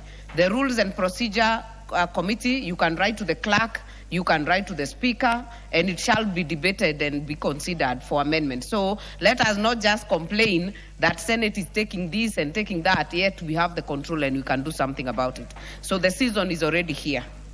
Honorable members, let us go to the response of statements. We'll start with the administration. I know Honorable Tongoyo has gotten something urgent and has left, so this will be deferred. The one by David Mboni will be deferred to next Tuesday. The response by Honorable Mutunga, Agriculture Committee, are you ready for Honorable Lilian Sioi's question? Yes, you are. You have the floor. Thank you, Honorable Speaker, for the opportunity to respond again to the statement by Honorable, the request for statement by Honorable Lilian Sioi concerning the shortage of fertilizer in Trans Nzoia County. Honorable Speaker, she wanted to know the causes of the ongoing shortage that time to top-dressing fertilizer at National Cereals and Produce Board depots in Trans Nzoia County. Honorable Speaker, the Ministry maintains that there was no national fertilizer shortage, stating that adequate stocks had been procured through framework contracts with multiple suppliers. And also, they say that the fertilizer redemption in Trans Nzoia increased during the 2026 long range compared to 2025, and they have given figures that in 2026, 571,186 bags, 50 kilogram bags of fertilizer were redeemed as compared to 544,408 bags in 2025. They also indicate that he also indicates that the planting fertilizer increased from 267,707 50 kilogram bags to 311,110 bags. And top-dressing fertilizer declined slightly from 276,701 to 260,076 bags. And they have given the reasons, Honorable Speaker, one of them being early onset of rains, accelerated demand for top-dressing fertilizer. Also, the deliveries were scheduled later than the action demand period, transport disruptions, higher fuel costs, especially for the last mile distribution, higher than anticipated demand in Trans Nzoia that particular period, and international shipping delays due to vessel rerouting through South Africa. The second issue, Honorable Speaker, that the Honorable Member pursued was to the Minister to clarify the immediate measures that are being undertaken to ensure adequate and timely supply of fertilizer to farmers in Trans Nzoia County. And the Ministry responds as follows: that there is increased fertilizer allocation in Trans Nzoia County from 571,186 bags to 650,000 bags in 2026-2027 season. And then there's also going to be expanded last mile distribution centers from the current 10 to 20. There will also be delivery of fertilizer directly to distribution centers to improve the farmers' access and improving logistics by using both road and rail transport for timely deliveries. The third issue that the Honourable Member pursued was she needed a report on the investigations into the alleged diversion of subsidized fertilizer intended for local farmers to neighboring countries and also the farmer registration weaknesses.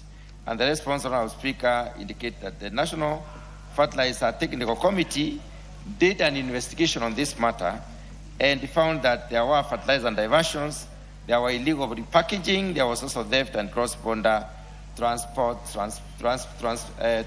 fertilizer across the border. The findings from this include, number one, farmer registration. Several key findings, and I'll just read a few because I reported back this earlier. There are a few changes, that there were cases of inflated declarations by those who are redeeming the vouchers. Also, duplicate registration. There was also registration on farmers, limited involvement of GAO team, and institutional framework, institutional farmers being registered under individuals, among others. There were many others. And they gave examples, cited several examples of, for instance, the findings in Busia where the farmers were allocated 716 bags through inflated acreage, and also in Woroni where an allocation of 600 bags was in excess of what was actually intended. On the issue of voucher redemption, Honourable Speaker, the key findings included redemption outside registered counties. There was also immediate resale of subsidized fertilizer, the voucher pooling by brokers and farmers selling vouchers due to financial hardship, among others. And notably, they also gave examples of certain examples of a farmer having been held with vouchers demanding an equivalent of that 9,000 bags of fertilizer, which means quite a number of acres. And also subsidized fertilizer resold in some areas like Kuresoi in Nakuru County. The issue of governance, Honourable Speaker, also was reported as one of the findings, which had both positive and negative results. The positive ones include strong coordination between NCPB, county governments, and county commissioners, or the Ngao team, multi-agency enforcement and active DCI investigations, as well as effective control at official, border posts. But the negative ones include weak oversight of the last mile distribution centers, limited post-redemption monitoring, and weak supervision of farmers, among others. And they cited some of the losses that were reported. For instance, in Busia, the 422 bags were lost. 60 bags were also lost in Chavakali, last mile distribution center. On the issue of policy gaps, the findings indicated that there were no comprehensive fertilizer subsidy policy. It is not there, it's not in place. There is no fertilizer traceability after redemption. There is also poor integration between the Kiamis data, the land ownership, and other databases that are used, and lack of clear guidelines for institutional farmers or institutional farms, among others. The final one, the second last, was the procurement and distribution challenges, which included late fertilizer deliveries, mismatch between the supplied fertilizer and farmer preferences, inadequate last mile centers, and ICT network failures, which were among the other findings. And finally, also the findings on cross-border smuggling indicate that 772 bags were confiscated around Malaba while trying to cross the border, as well as 5 bags intercepted while being smuggled into Uganda. And Honourable Speaker, there is also a report on improved there was also a report on contributing factors, where we have cross-border farming, and Kenya is known to produce seeds in Uganda, and therefore when we are supplying the fertilizer to Kenyan farmers who are farming in Uganda, sometimes fertilizer crosses border. Family ties also with the Ugandans, and use of informal or panya routes. Cross-cutting challenges, Honourable Speaker, include diversion by brokers, delayed delivery during peak demand periods, staff shortages, limited extension personnel, and weak accountability and inadequate legal framework, among others. There are quite a number of them. The member has already been given this particular response. The committee has come up with about 7 recommendations, one of them being strengthening the farmer registration, which is an issue. The other one, improving voucher management. Strengthening governance is the third one. Policy and legal reforms is the fourth one. The fifth one is improvement of procurement and distribution system. And the sixth one is strengthening border controls. In conclusion, Honourable Speaker, and I've done a summary of the main statement. In conclusion, Honourable Speaker, the ministry concludes that the fertilizer subsidy program remains essential for agricultural productivity and food security of this country, and fertilizer diversion is mainly driven by weak farmer registration, verification, and monitoring systems rather than procurement shortages. Also, the report concludes that improving data integrity, fertilizer traceability, enforcement, and legal framework will basically significantly reduce leakage and ensure subsidized fertilizer reaches the intended farmers. The final issue that the member was interested in were the long-term interventions that are being implemented to safeguard subsidized fertilizer programs, prevent diversion, and also protect farmers from future shortages. And the ministry indicates that they will introduce 2-year framework contracts with multiple local and international fertilizer suppliers to guarantee timely availability. Also, the report indicates that they will issue procurement orders before each planting season to allow adequate production and shipment planning. Also conduct a comprehensive audit and the validation of the KIAMIS data, strengthen the farmer and land verification through GAO and agriculture officers, introduce fertilizer traceability system and strengthen multi-agency enforcement, and develop a comprehensive fertilizer subsidy policy backed by stronger legal provisions to curb diversion, smuggling. Honorable Mutunga, let me just stop you for a minute to recognize Kabuti. End of that statement. Yeah, sorry. Honorable Dr. Mutunga, I stop you because I see they are leaving in the speaker's gallery to recognize Kabutie Senior School from Tinderet, Nandi County. We welcome you to observe the proceedings of the House. Honorable Mutunga, are you done? Yes, Honorable Speaker. And I hope you had served Honorable Sioi with the response. Honorable Sioi, are you satisfied? Do you have follow-up questions? Thank you, Honorable Speaker.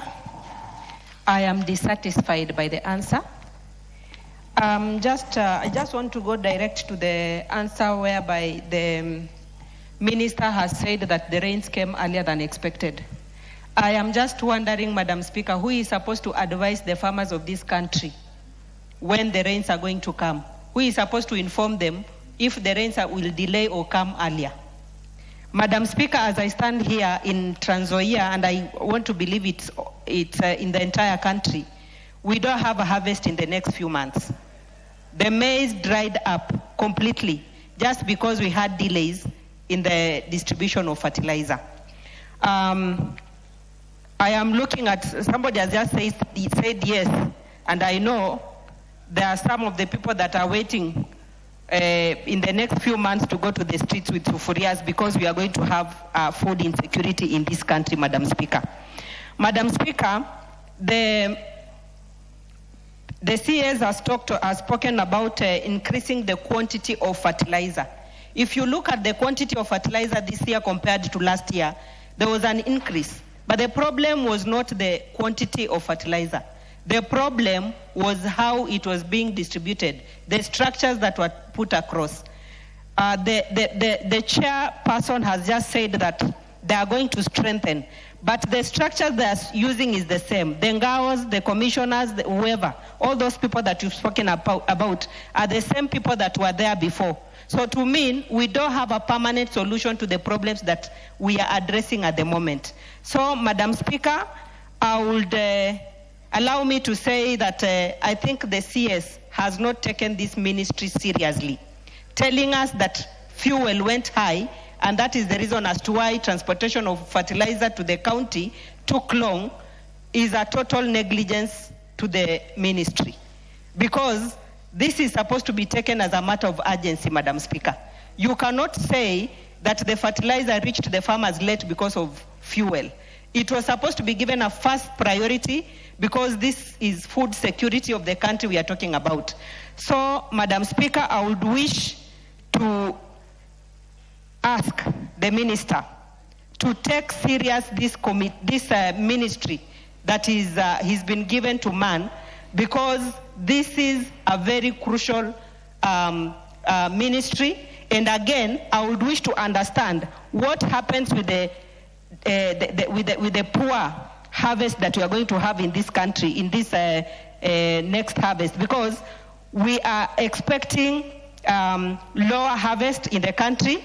And I know, and I must say, that it is out of negligence of the minister, because he has admitted on various occasions here, he said they had the late delivery.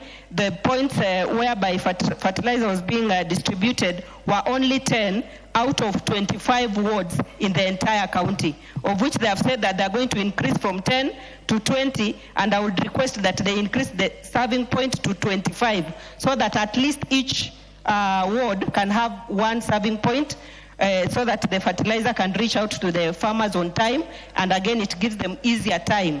I can imagine a farmer traveling all the way from Matumbei to town, in cereals board in town, just to come and collect fertilizer, and majority of them were complaining that you travel all the way, you get to town, then you are told to come tomorrow, you are told to come after a week. You keep on spending a lot of money, Madam Speaker. So I still want to request that they look into this to ensure that farmers get fertilizer timely and in the right quantity and the right fertilizer in that case. Thank you, Madam Speaker. Chairman, I see the chair Rhodes is distracting you. I hope you have listened to Honorable Sioi. And I see even on the order paper you have two questions that are very related, because the question of Joses Lelmengit is on prolonged spell on food security. So it's quite a concern. And some of the issues, I would say maybe you still need to go back to the minister, but I think there also needs to be some improvement in the relationship between the national government and the county governments, because like the zero distribution, the zero going to the wards, going to the villages, you should work with the county governments. So maybe you can respond to what Honorable Sioi has asked, even as you look at what the other question had asked, although the person is not in the house, it's still very related. Thank you very much, Honorable Speaker. Honorable Speaker, the ministry did plan for a breakfast meeting to try and understand from the honorable member asking the questions what exactly they wanted from the questions, so that they can go and do a thorough brief on it. Maybe the honorable member never got the communication. But Honorable Speaker, what I would like to say is that let the honorable member draft specific questions, so that we can even invite the minister here, and you'll be able to answer all those questions plus any other that is related, and that will do justice to this particular sector. Chair, this is the second time you're responding to this question. So what was the follow-up questions? Are you saying that you didn't know what you're responding to? Honorable Speaker, what I said is that when we were required to go back to the ministry for further answers, the ministry planned for a breakfast meeting. Did you inform the member? We invited all the members who had asked questions. Some of them came, others did not come.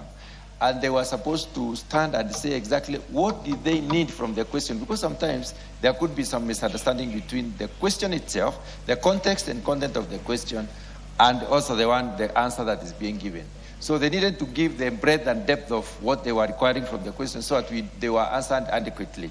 Honorable Speaker, having said that, I also indicate that it is good for the honorable member to redraft the part of the question that is not sufficiently answered, and then we can even invite the minister to come and answer the questions on the floor of his house. Honorable Chairperson, I don't know how we need to ask the CS 3 times one question. It is looking like something is amiss. Honorable Sioi, did you get the communication for the meeting? Because what I've seen with these follow-up questions, I see when the CS is appearing, when you appear, you are able to also prosecute your issue better when the CS is appearing before the committee. I did, Madam Speaker, but I was away and I communicated. And now that I've asked this question more than 3 times, probably maybe my next question would be, what measures is going to take to ensure that we don't have food insecurity in the next few months, now that we are going to have a very bad harvest?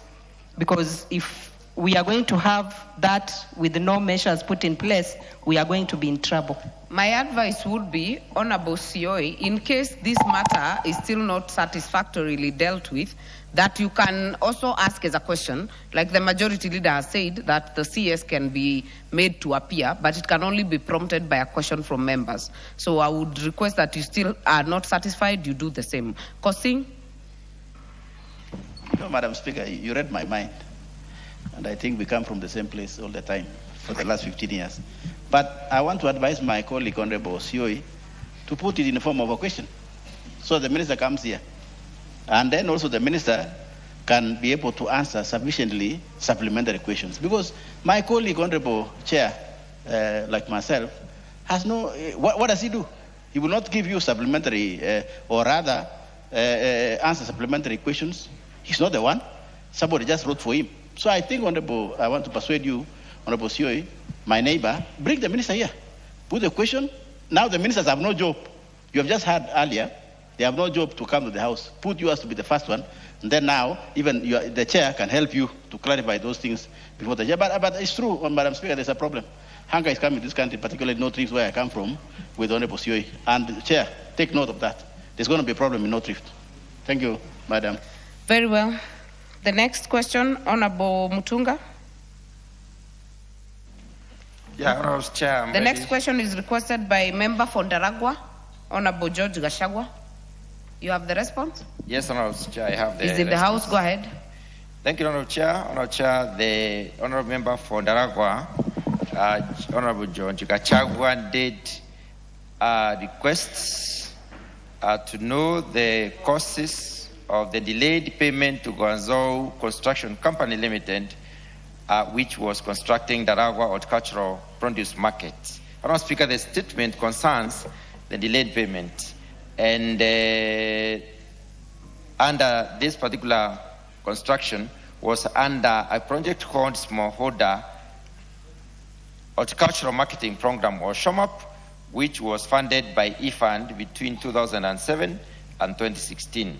The background of this particular program, project, Honorable Speaker, was such that the Ndaragwa market was identified as a strategic horticultural market due to the area being high in agricultural potential.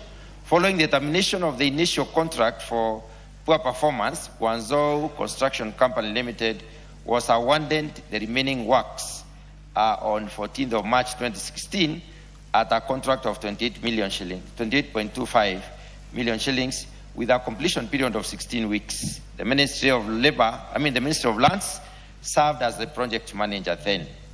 Now, the second issue was the reasons for the delay in payment of the outstanding construction dues amounting to 16,470,112.63 to Guangzhou Construction Company Limited. The contractor received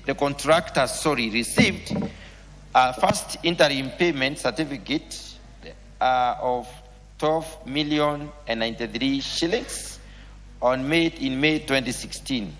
The second IPC of 5.72 million was paid in August 2016. Another IPC worth 5.94 million was submitted in November 2016, but was never paid because SHOMAP program had already wound up. The contractor remained on site until December 2016, despite the project's provision having ceased.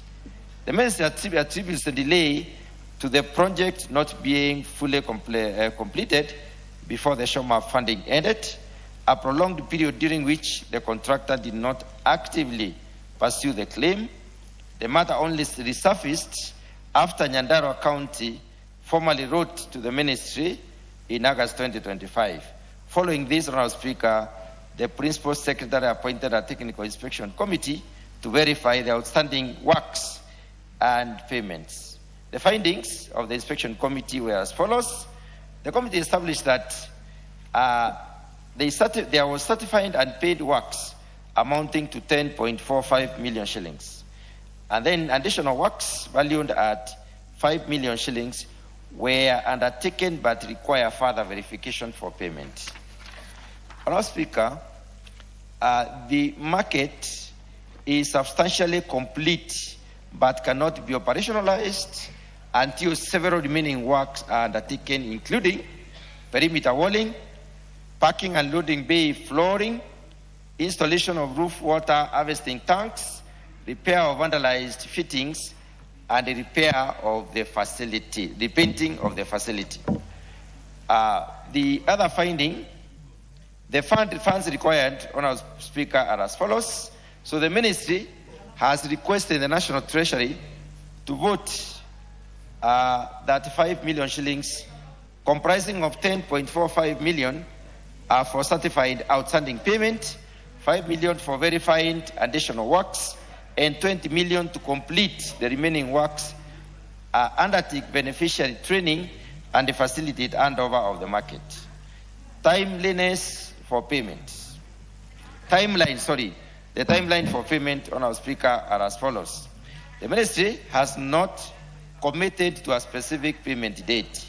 Instead, it states that payment and completion depends on approval of the requested funding from the National Treasury, after which the market will be completed and handed over to the county government of Nyandarua for management. On operationalization of the market, Honourable Speaker, the Ministry responds that once the funding is secured, the contractor will be paid, the outstanding works will be procured and completed, repairs on the vandalized sections of the market will be undertaken, beneficiary training will be conducted, and the facility will be formally handed over to the county government of Nyandarua, which will thereafter manage the market on behalf of the farmers and traders. And finally, Honourable Speaker, the measures to prevent similar delays in future, the Ministry does respond that the budget, she will only budget for projects with available funding. Also strengthen due diligence during the contractor selection and enhance project monitoring and evaluation. Also improve project management to ensure timely completion and payment of certified works, and continue coordinating with the National Treasury to minimize funding delays. I submit, Honourable Speaker. Gachagua.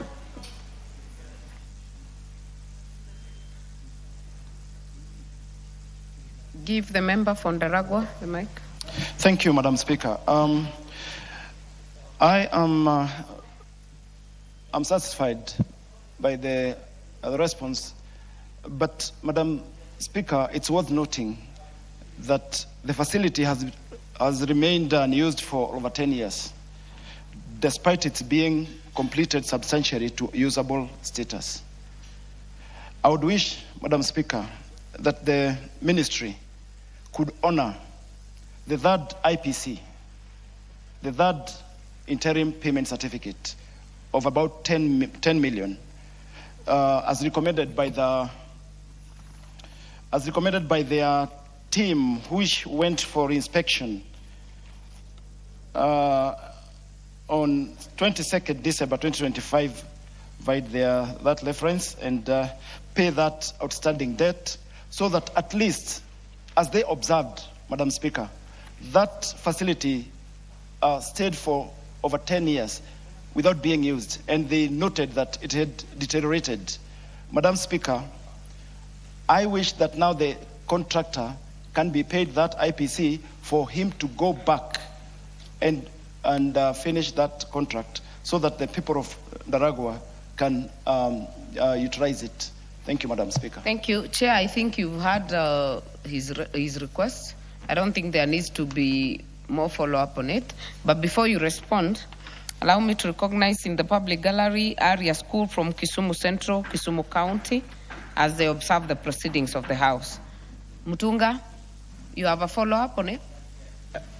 Honourable Speaker, I just wanted to note that SHOMAP as a project was added.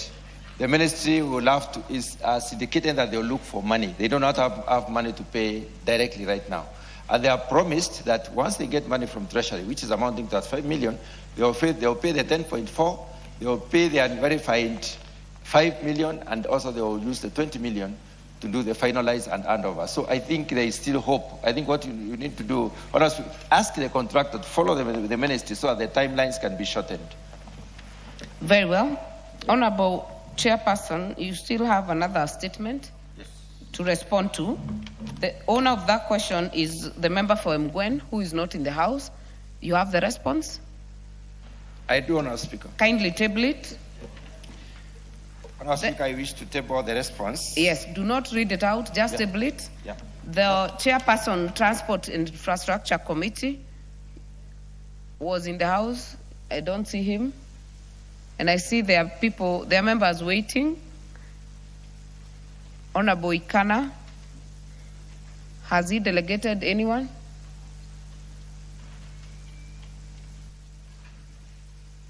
And again, the member for Mgwen.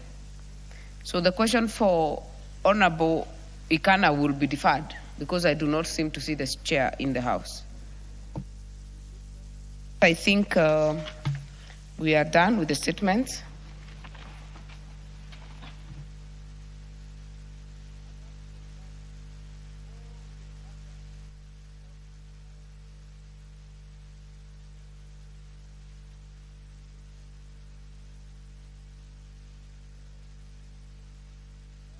We are done with the order on statements.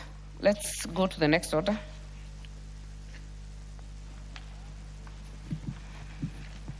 Order number 8, motion. Second report of the status of reports on petitions and resolutions. Mover to reply.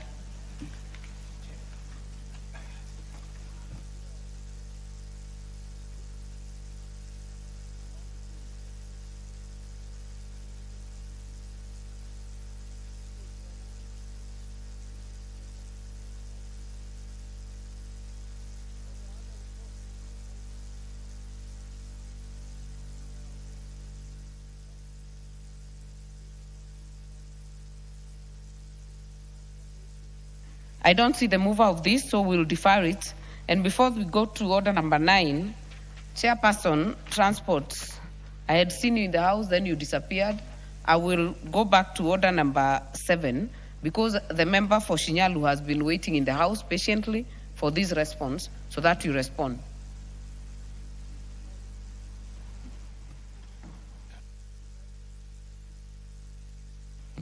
Thank And you, as you get ready, allow me to recognize in the Speaker's Gallery New Pumwani School from Kamukunji constituency, Nairobi County.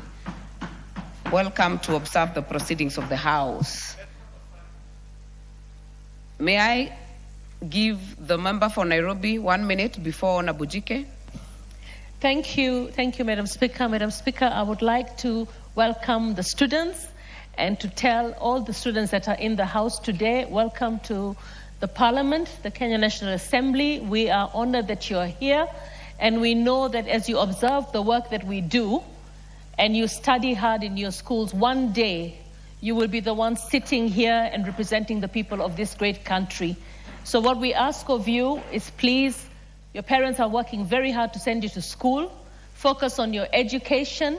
There's going to be times to do all the other things in your life. For right now, be students, work hard, play hard, and make your parents proud, make your nation proud, because this country needs great leaders like yourselves. We were once young, sitting in those very chairs. Today we are here. Tomorrow it will be your chance. So when you go home, tell your parents we send them our greetings. When you go back to school, tell them that you were in Parliament and you heard the conversations that we're having, and know that we are here to serve you so that this nation can become a country that we are all proud to call home. Thank you. Very well. Member Fondia. Thank you, Honorable Speaker. Honorable Speaker, the member for Shinyaru constituency, Honorable Frederick Ikana, MP, requested a statement from the chairperson of the Departmental Committee on Transport. Honorable Member Fondia, you start with apology because you've made us actually break the order of the day. Honorable Speaker, I apologize. I stepped out for a health break. No worries. Continue. Thank you. And Honorable Speaker, the circumstances for the recurrent fatal hit and run accident, let me go back a bit. Honorable Speaker, in the statement, Honorable Ikana sought to establish one, the circumstances for the recurrent fatal hit and run accidents at Ilesi and Muruka centers along Kisumu-Kakamega Road, including whether the area has been identified as a black spot. 2, a report on whether the identity of the hit and run vehicle involved in the tragic accident and measures being taken to address the increasing hit and run accidents in the area. And 3, the immediate and long-term measures being put in place by the Kenya National Highway Authority to mitigate accidents at Ilesi and Muruka centers, including installation of speed bumps or rumble strips, pedestrian walkways and crossings, service lane, proper road signage, street lighting, and other safety enhancements to protect road users. And 4, plans to compensate families of victims who perished in the accident and at Ilasi, Muruka centers. The measures being taken to strengthen traffic law enforcement and safety along the affected section of the road, including action against speeding and hit and run offenders. And 5, the timelines within which the proposed mitigation measures will be implemented to prevent further loss of life at the black spots. Honorable Speaker, the committee received a response from the Ministry of Roads, which I now wish to make.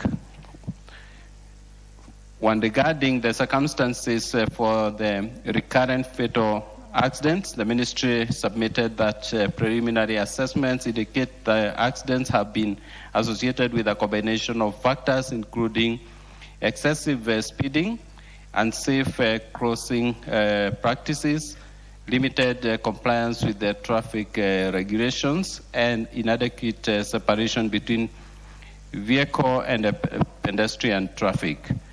The ministry further submitted that KENHA has installed and maintained warning and regulatory road signs, undertaken marking of pedestrian crossing and remarking faded pavement markings, and continues to conduct road safety sensitization programs.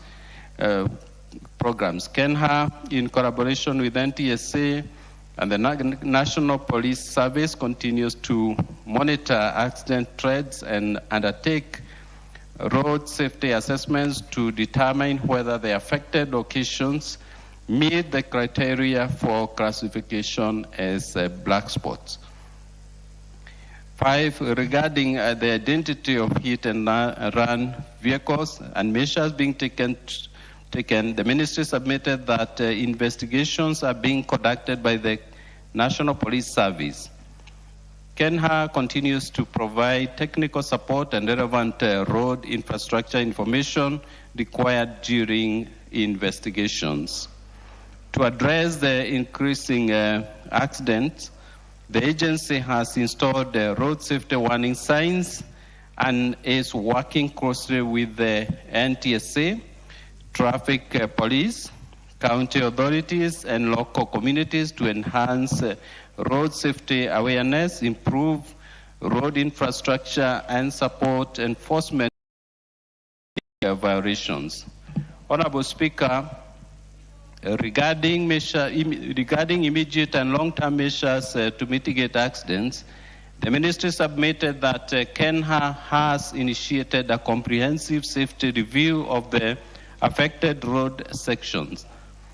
Immediate intervention under consideration include installation of rubber strips, enhancement of road markings, provision of additional warning, and regulatory signage, improvement of pedestrian crossing facilities, and strengthening public awareness campaigns. The long-term measures being evaluated include construction of pedestrian walkways, installation of street lighting at trading centers, and provision of service lanes where feasible, and upgrading of pedestrian crossing facilities and implementation of other engineering intervention recommended through road safety audit and traffic studies. These measures, Honorable Speaker, will be undertaken subject to technical feasibility, prioritization, and availability of funding. And regarding compensation of families of victims and strengthening traffic law enforcement, the ministry stated that compensation of victims of road traffic accidents is governed by applicable laws and insurance arrangements involving the parties responsible. KENHA does not ordinarily provide compensation unless liability is established in accordance with the law. To enhance safety, Kenya is in collaboration with the NTSA and National Police Service to strengthen, is collaborating with NTSA and NPS to strengthen traffic enforcement, undertake road safety sensitization campaigns, improve road safety infrastructure, and support measures targeting speeding vehicles and offenders involved in traffic hit and run accidents. And regarding timelines for implementation, the ministry submitted that Kenya has already implemented a number of short-term interventions along the affected roads section, including installation of additional warning and regulatory road signs, remarking of faded pavement marking, installation of rumble strips where appropriate, and continuous road safety sensitization programs. The authority will continue monitoring the effectiveness of these measures. The medium and long-term intervention will be implemented subject to completion of design, prioritization within the road safety programs, and availability of funding. Honorable Speaker, I do submit. The Honorable Ikana.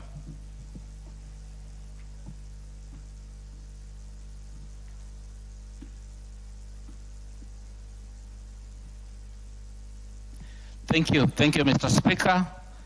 Allow me to first start by appreciating the Chairman, Transport Committee, for follow-up to this statement and for the response you have given on behalf of the Ministry. I, however, wish to state that having listened very carefully to the Chair of Transport and assessing the veracity of the response he has given with the actual facts on the ground, I return a no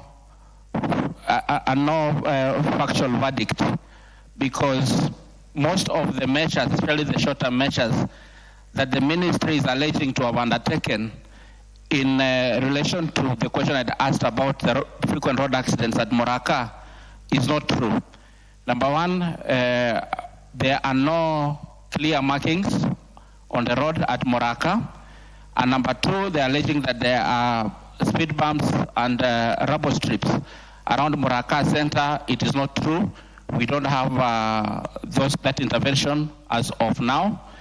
And also there is no a clear speed limit signage around that area, which is a very, very dangerous thing, bearing in mind that we have a very popular school around there, that's Moraka Primary School, with over 800 students, and also a market center. And this should have been a very obvious thing for the Ministry to do, because it is not limited to Moraka. I think across all our highways, it should be a standard practice that we approach schools and market centers, there should be clear signage on the speed limits. Then on the aspect of compensation for victims who have suffered the tragic road accidents before, I request that the Ministry takes this very, very seriously in collaboration with the Ministry of Internal Security to ensure that at least we also have security cameras to help capture some of those speeding motorists who hit our pupils and speed off. Thank you, Mr. Speaker. Honorable Chair. Honorable Speaker, allow me to agree with Honorable Ikana that much more needs to be done to be able to reduce the number of accidents that we're seeing on our roads. One of the interventions that I personally have been pushing the Ministry to undertake is increment of or increasing the number of road signages on our roads. We do not have enough signages on our roads, which makes it very difficult for motorists to even when you don't want to cause an accident. Of course, nobody wants to cause an accident, but you find yourself even hitting a bump where it has not been marked, there is no signage, and it becomes very difficult for motorists to use our roads. One good example, and I'm just reinforcing his concerns. You drive on UN Avenue, Gigiri. There's a bump that was erected the other day where the Dutch embassy has been put up, the new embassy. There is a bump there. It's not marked. There's no signage, and it's on a downward drive. So it is very difficult for motorists on our road. So we want to agree with the Member of Parliament, and I'm working with the Minister because I have raised this issue with the Ministry so that we engage in this very serious and urgent intervention. Thank you, Honourable Speaker. The Honourable George Karaoke, Akaji K. I think this is a chance for you to go to Western Kenya. We hardly see your ministry on the roads, your committee on the roads. Some of these things, whenever has raised them, take the opportunity to go to the ground. We want to see in Muraka, in Kakamega, so that the ministry will take you seriously. We want to see members of parliament in Muraka, Kakamega. We want to see you somewhere in Gambogi, where there's no signage. We want to see the committee, and not with the ministry in Mombasa or in Naivasha. Go to the ground. See, let parliamentarians go to where these things are happening. So that then you feel this. So that then you bring a report and say, indeed, the Honorable Ikana brought an issue. The ministry gave a report which he disagreed with. And we went to the ground. It's indeed true that these things they're saying, talking about, are not on the ground. We would like to see you down there and in our constituencies. The Honorable GK, my friend, I would imagine this is the time to do that. Thank you, Honourable Speaker, and I want to agree with you that we need to visit more constituencies and more parts of this country. But the reason why we are allowed to raise questions here is because we can't be able to be everywhere, and the Member of Parliament is better placed to raise the concerns of his or her constituents. So, Honourable Speaker, I do agree with you. I don't want to argue, but we're doing our best, Honourable Speaker, under the prevailing circumstances, and we will keep pushing this agenda. Honourable Speaker, we've been visiting very many places. The other day we were in Kisumu, we were in Nandi.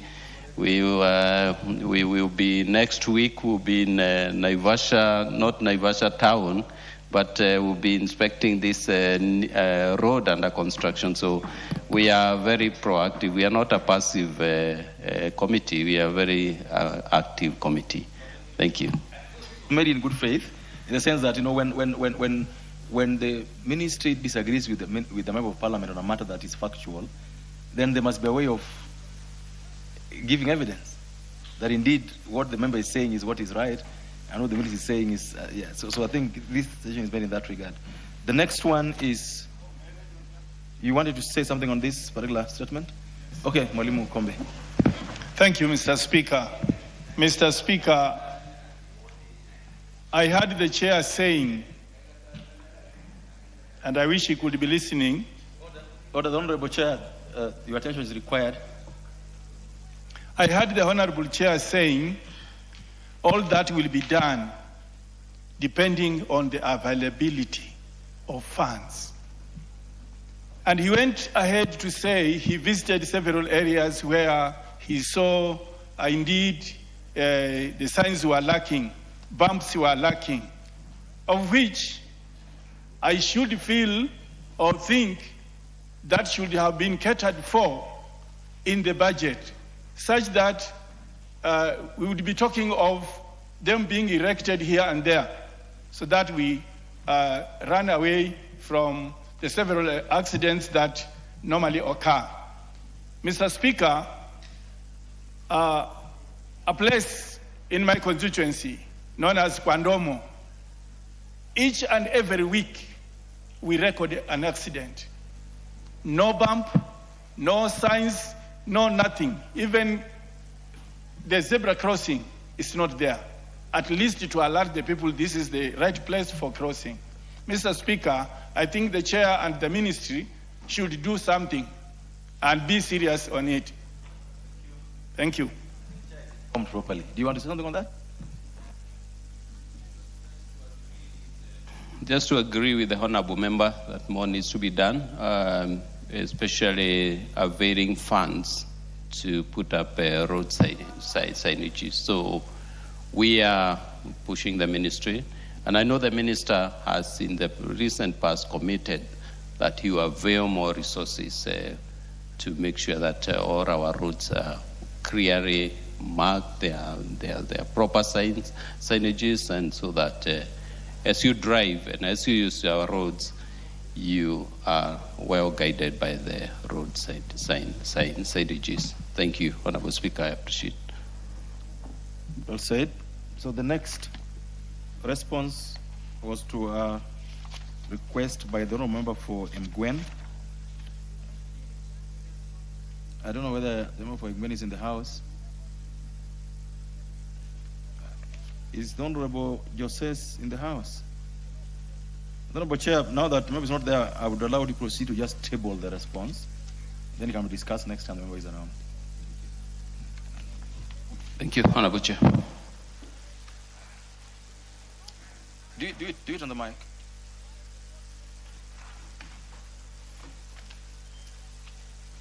Yes, thank you, Honorable Chair. I will table this response because Honorable Member for Keses is not in, and Gwen, sorry, is not in the house. Thank you, Honorable Speaker. Just go ahead and say a response to which particular statement request that it's yes, the statement requested by the member who is not in the chamber is, concerns. Let me see, requested a statement from the chairperson. He requested a statement from the chairperson of the Departmental Committee on Transport and Infrastructure regarding a fatal accident at Sirua Yala and the status of maintenance works on the Eldoret Kapsabet Chavakari Road C39. Okay. The minister submitted to us the response, and Honorable Speaker, I wish to lay this report on the table of the House. Thank you. Thank you. And that ends the session on requests for statements and responses thereto. We move now to order number. Next order. Order number 9, the County Library Services Bill, Senate Bill number 40 of 2024, resumption of debate. Members, debate on this had commenced, proceeded, and we had a member on the floor. We had no member on the floor. When the debate was adjourned on Tuesday, 4th of August, there's no one on the floor, so if this anyone wants to contribute. Come on, how do you say no? You have members who may want to contribute on this, come on. If there is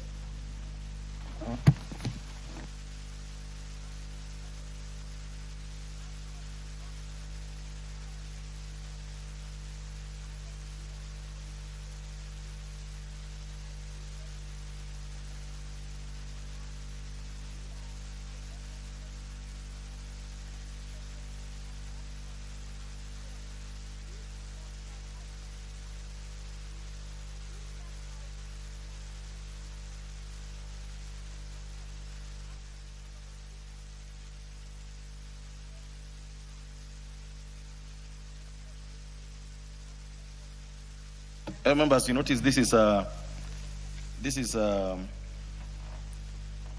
bill from the Senate, and so instead of asking for the call to reply, I will defer debate on this bill to a later date when it's again it's not in the order paper. Next order.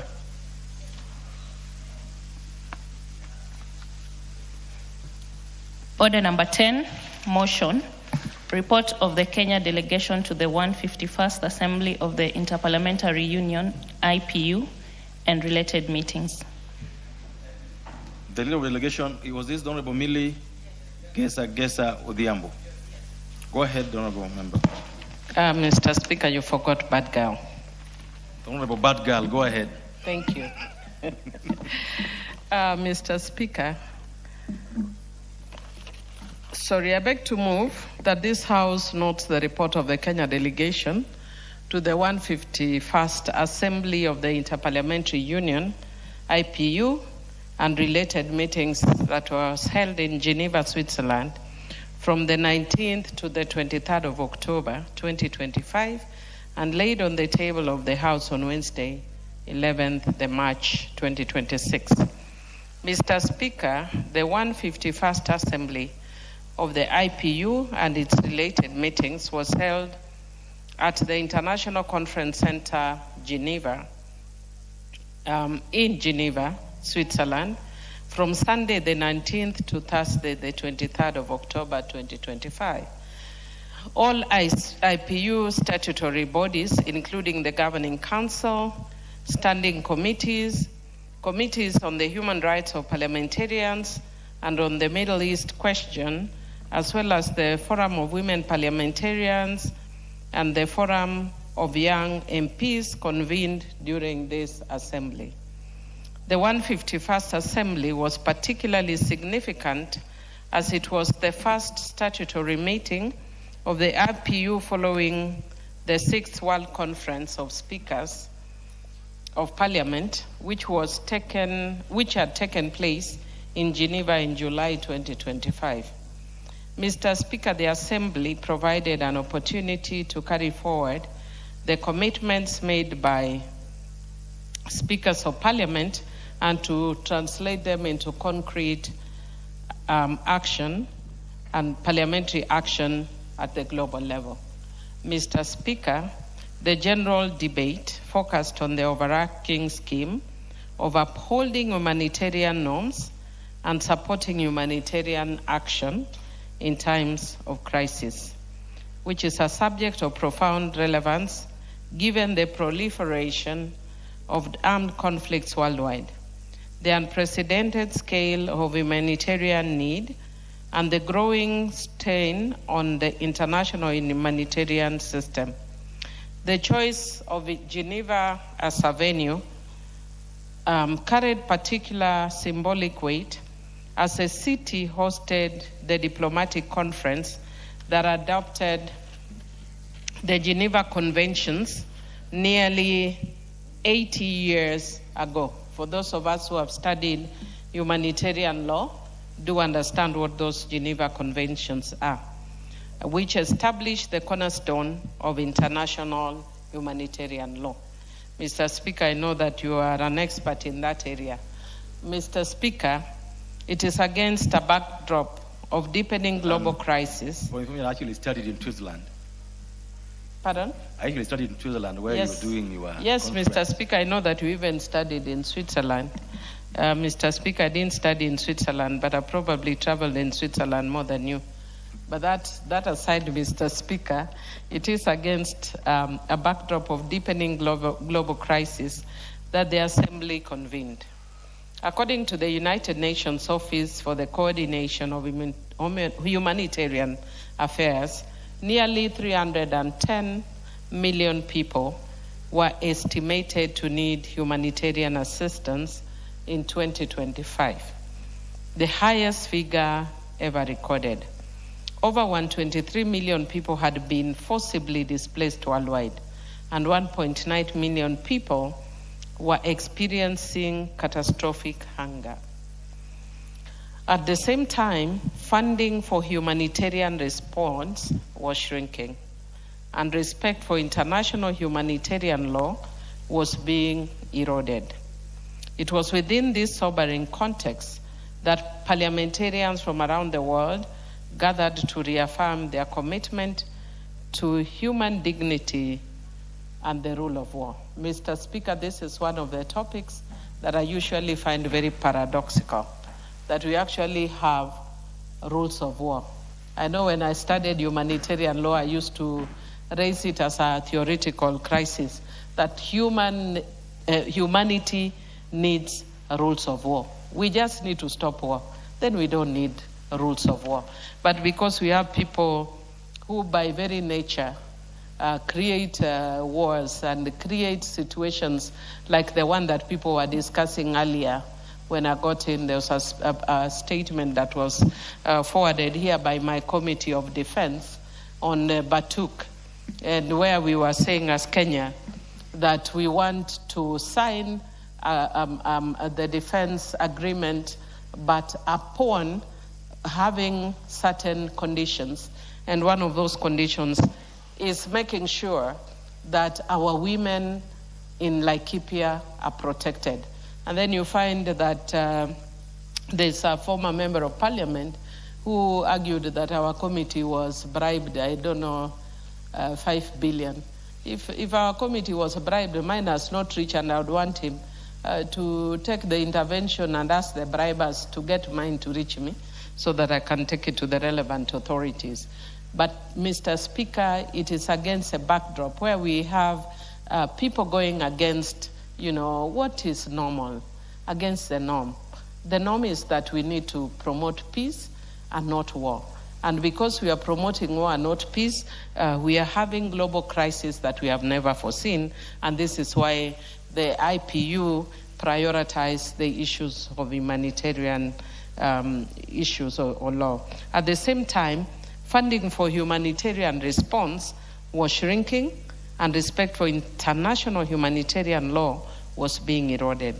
It was within this sobering context that we actually gathered to reaffirm commitment to human dignity and the rules of war.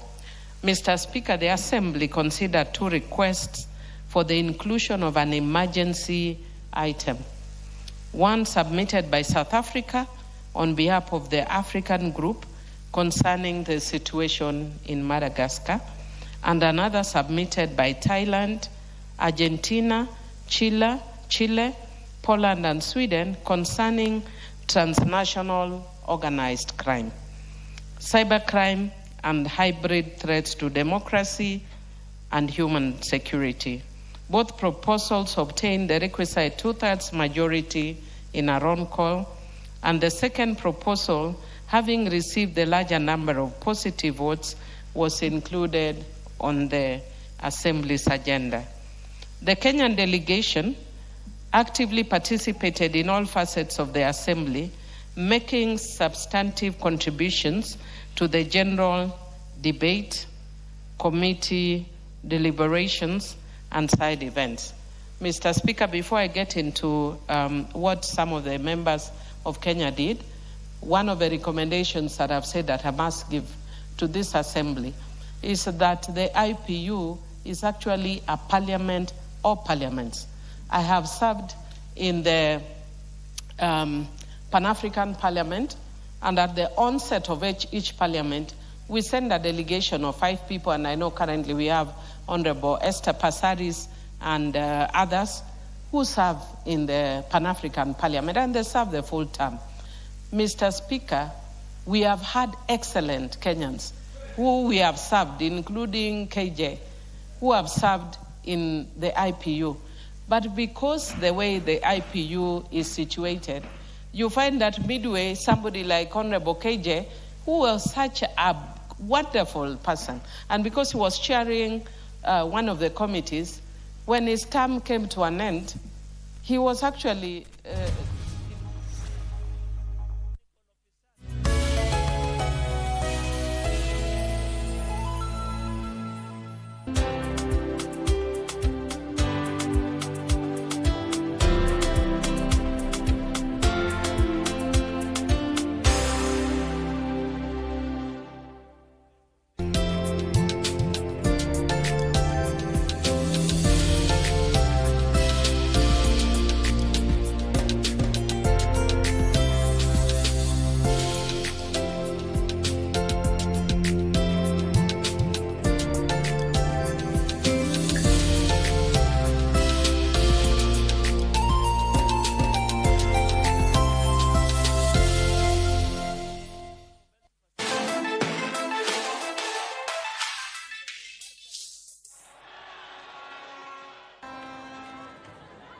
with Fofana.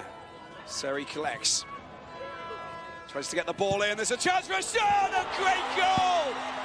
Sumptuous shot. Great goal. Ouedraogo. And the Côte d'Ivoire celebrates an opening goal right at the end of the first half.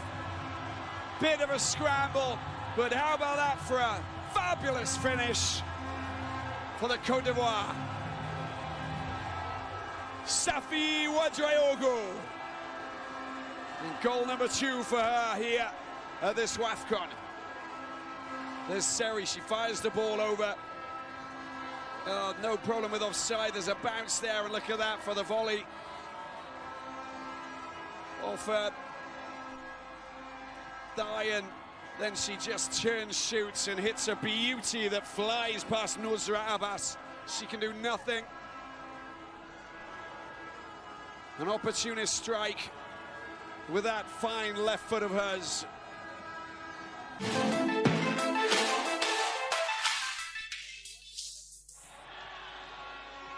Pata makao na boma yangu.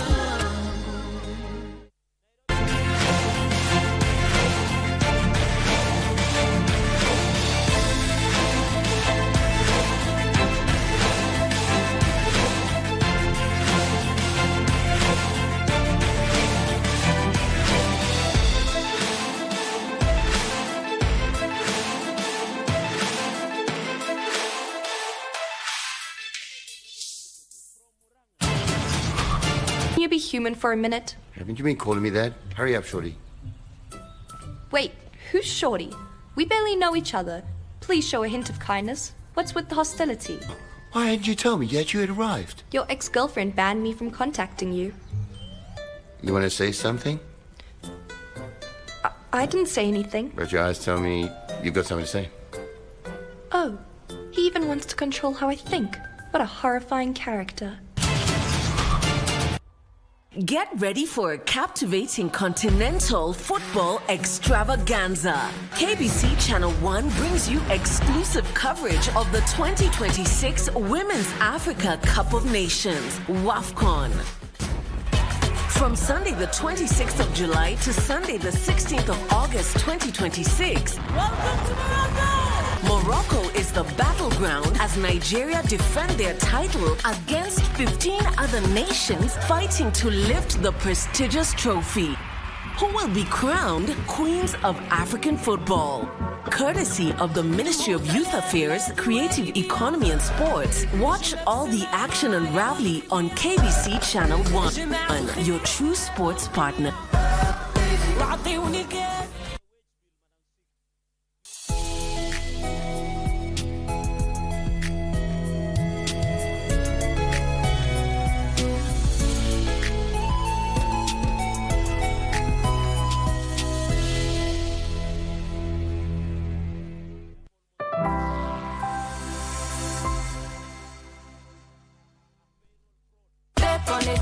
Pull up the vibe, getting fun.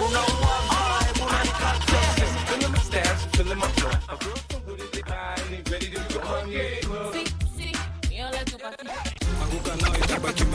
Hello, hello, nimekuja na tangazo. Hapo tu. Rap, staki kusikia. Let you know